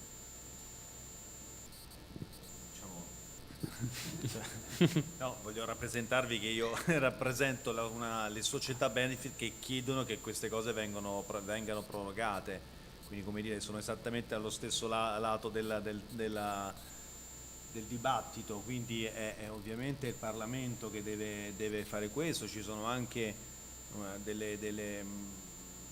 stanziati teoricamente alcuni milioni di euro per favorire la promozione delle società benefit in Italia, mi pare 2 o 3 milioni di euro, e si sta ancora aspettando che questa cosa diventi realtà. C'è bisogno di, credo che anche i numeri, anche la ricerca, anche questi momenti, la legge ovviamente regionali servano anche, come dire, a provare a dare una spinta ulteriore a farci notare in un certo senso, no? Sia i professionisti che lavorano in questo ambito, e anzi approfitto anche per ringraziare lei e tutti i professionisti che stanno spingendo in questo senso, avvicinando anche un'imprenditrice, un imprenditore a questo tema. E si accorgeranno presto di noi, come dire, no? Visto anche che la stessa Intesa San Paolo, no? Si è messa a disposizione per studiare il fenomeno anno su anno, quindi questa è una ricerca la prima, ma l'anno prossimo ci sarà la seconda, quindi studieremo il fenomeno sempre di più per metterlo in risalto, e quindi l'auspicio appunto è quello di avere sia un chiarimento sul tema di inerenza di costo, ma anche ovviamente ulteriori incentivi possibili per favorire questo passaggio. Io ripeto, penso che sia veramente un'opportunità anche per il nostro paese straordinaria. Pensate appunto con l'innovazione che può nascere in tante direzioni oltre che sul core business dell'impresa. Questo è l'aspetto. E poi è questo anche il paese di Adriano Olivetti o di Marzotto, cioè questa non è una cosa che nasce così a caso, nasce su una tradizione. Si è citato Zamagni, che quante volte racconta e va anche ancora più profondamente nella storia, nel raccontare le caratteristiche dell'imprenditoria civile, come dice lui, italiana, no? Quindi credo che sia un elemento distintivo che vada sottolineato anche come Made in Italy, potremmo dire oggi che c'è addirittura un ministero. Ci sono altre domande? Aspetti che ce n'è una signora in fondo. Buonasera, intanto complimenti per tutto il progetto, di esserci riusciti e anche per l'incontro di oggi. Sono Beatrice Scappini di Verona, socia di una società benefit nell'ambito consulenza e sostenibilità, associata a SoBenefit con molta diciamo orgoglio. Ecco, prima di dare l'input molto secondo me al consigliere, essendo diciamo rappresento la commissione a livello nazionale dei giovani commercialisti in ambito di sostenibilità, quindi volevo anche informare che con grande orgoglio in luglio abbiamo fatto un webinar sulle società benefit, ma anche che il professionista può fare STP e STA benefit, è giusto da sapere, dato che in Italia sono poco più di 20. E abbiamo riportato a livello nazionale il primato del Veneto su questa legge, quindi speriamo di poter divulgare. C'è comunque veramente tanto interesse.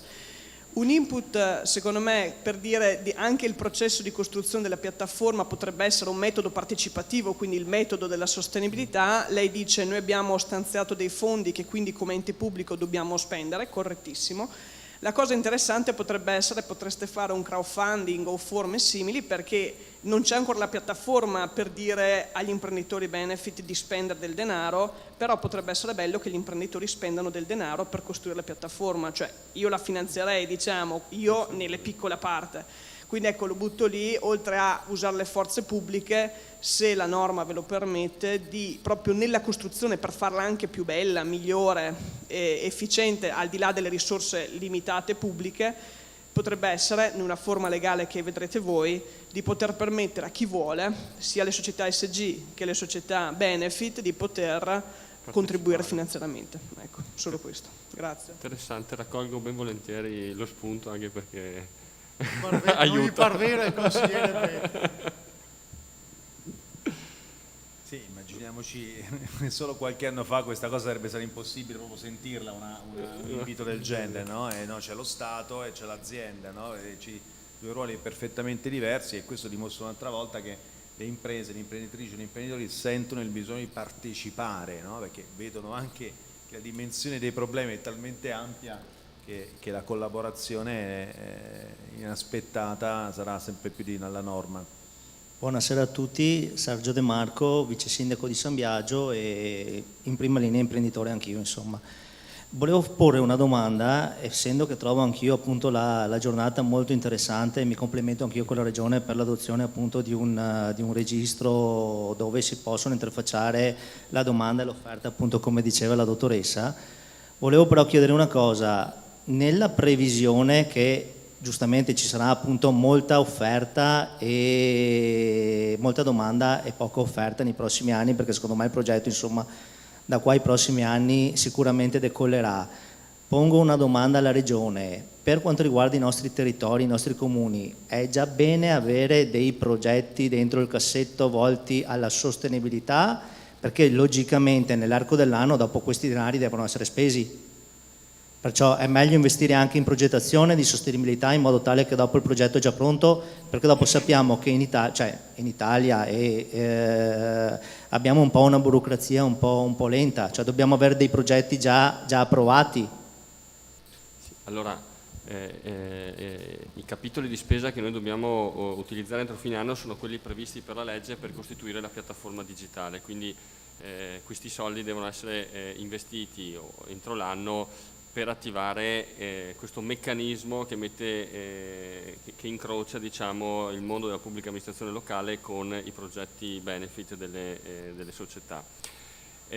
Avere progetti o comunque metterci la testa su questo tema e cominciare a individuare progetti sul territorio è sicuramente un'attività che è meglio cominciare a fare, perché come vede c'è una sensibilità da parte del mondo dell'impresa, del territorio alta su questo tema.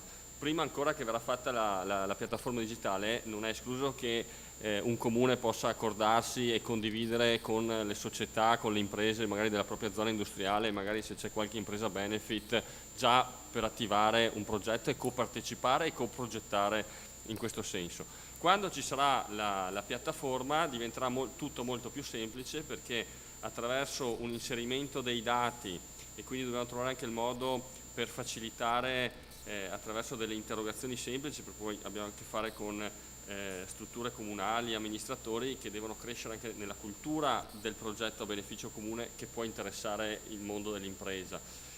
Costruire appunto attraverso questa vetrina, questo incontro, questo marketplace, chiamiamolo così, il progetto da condividere.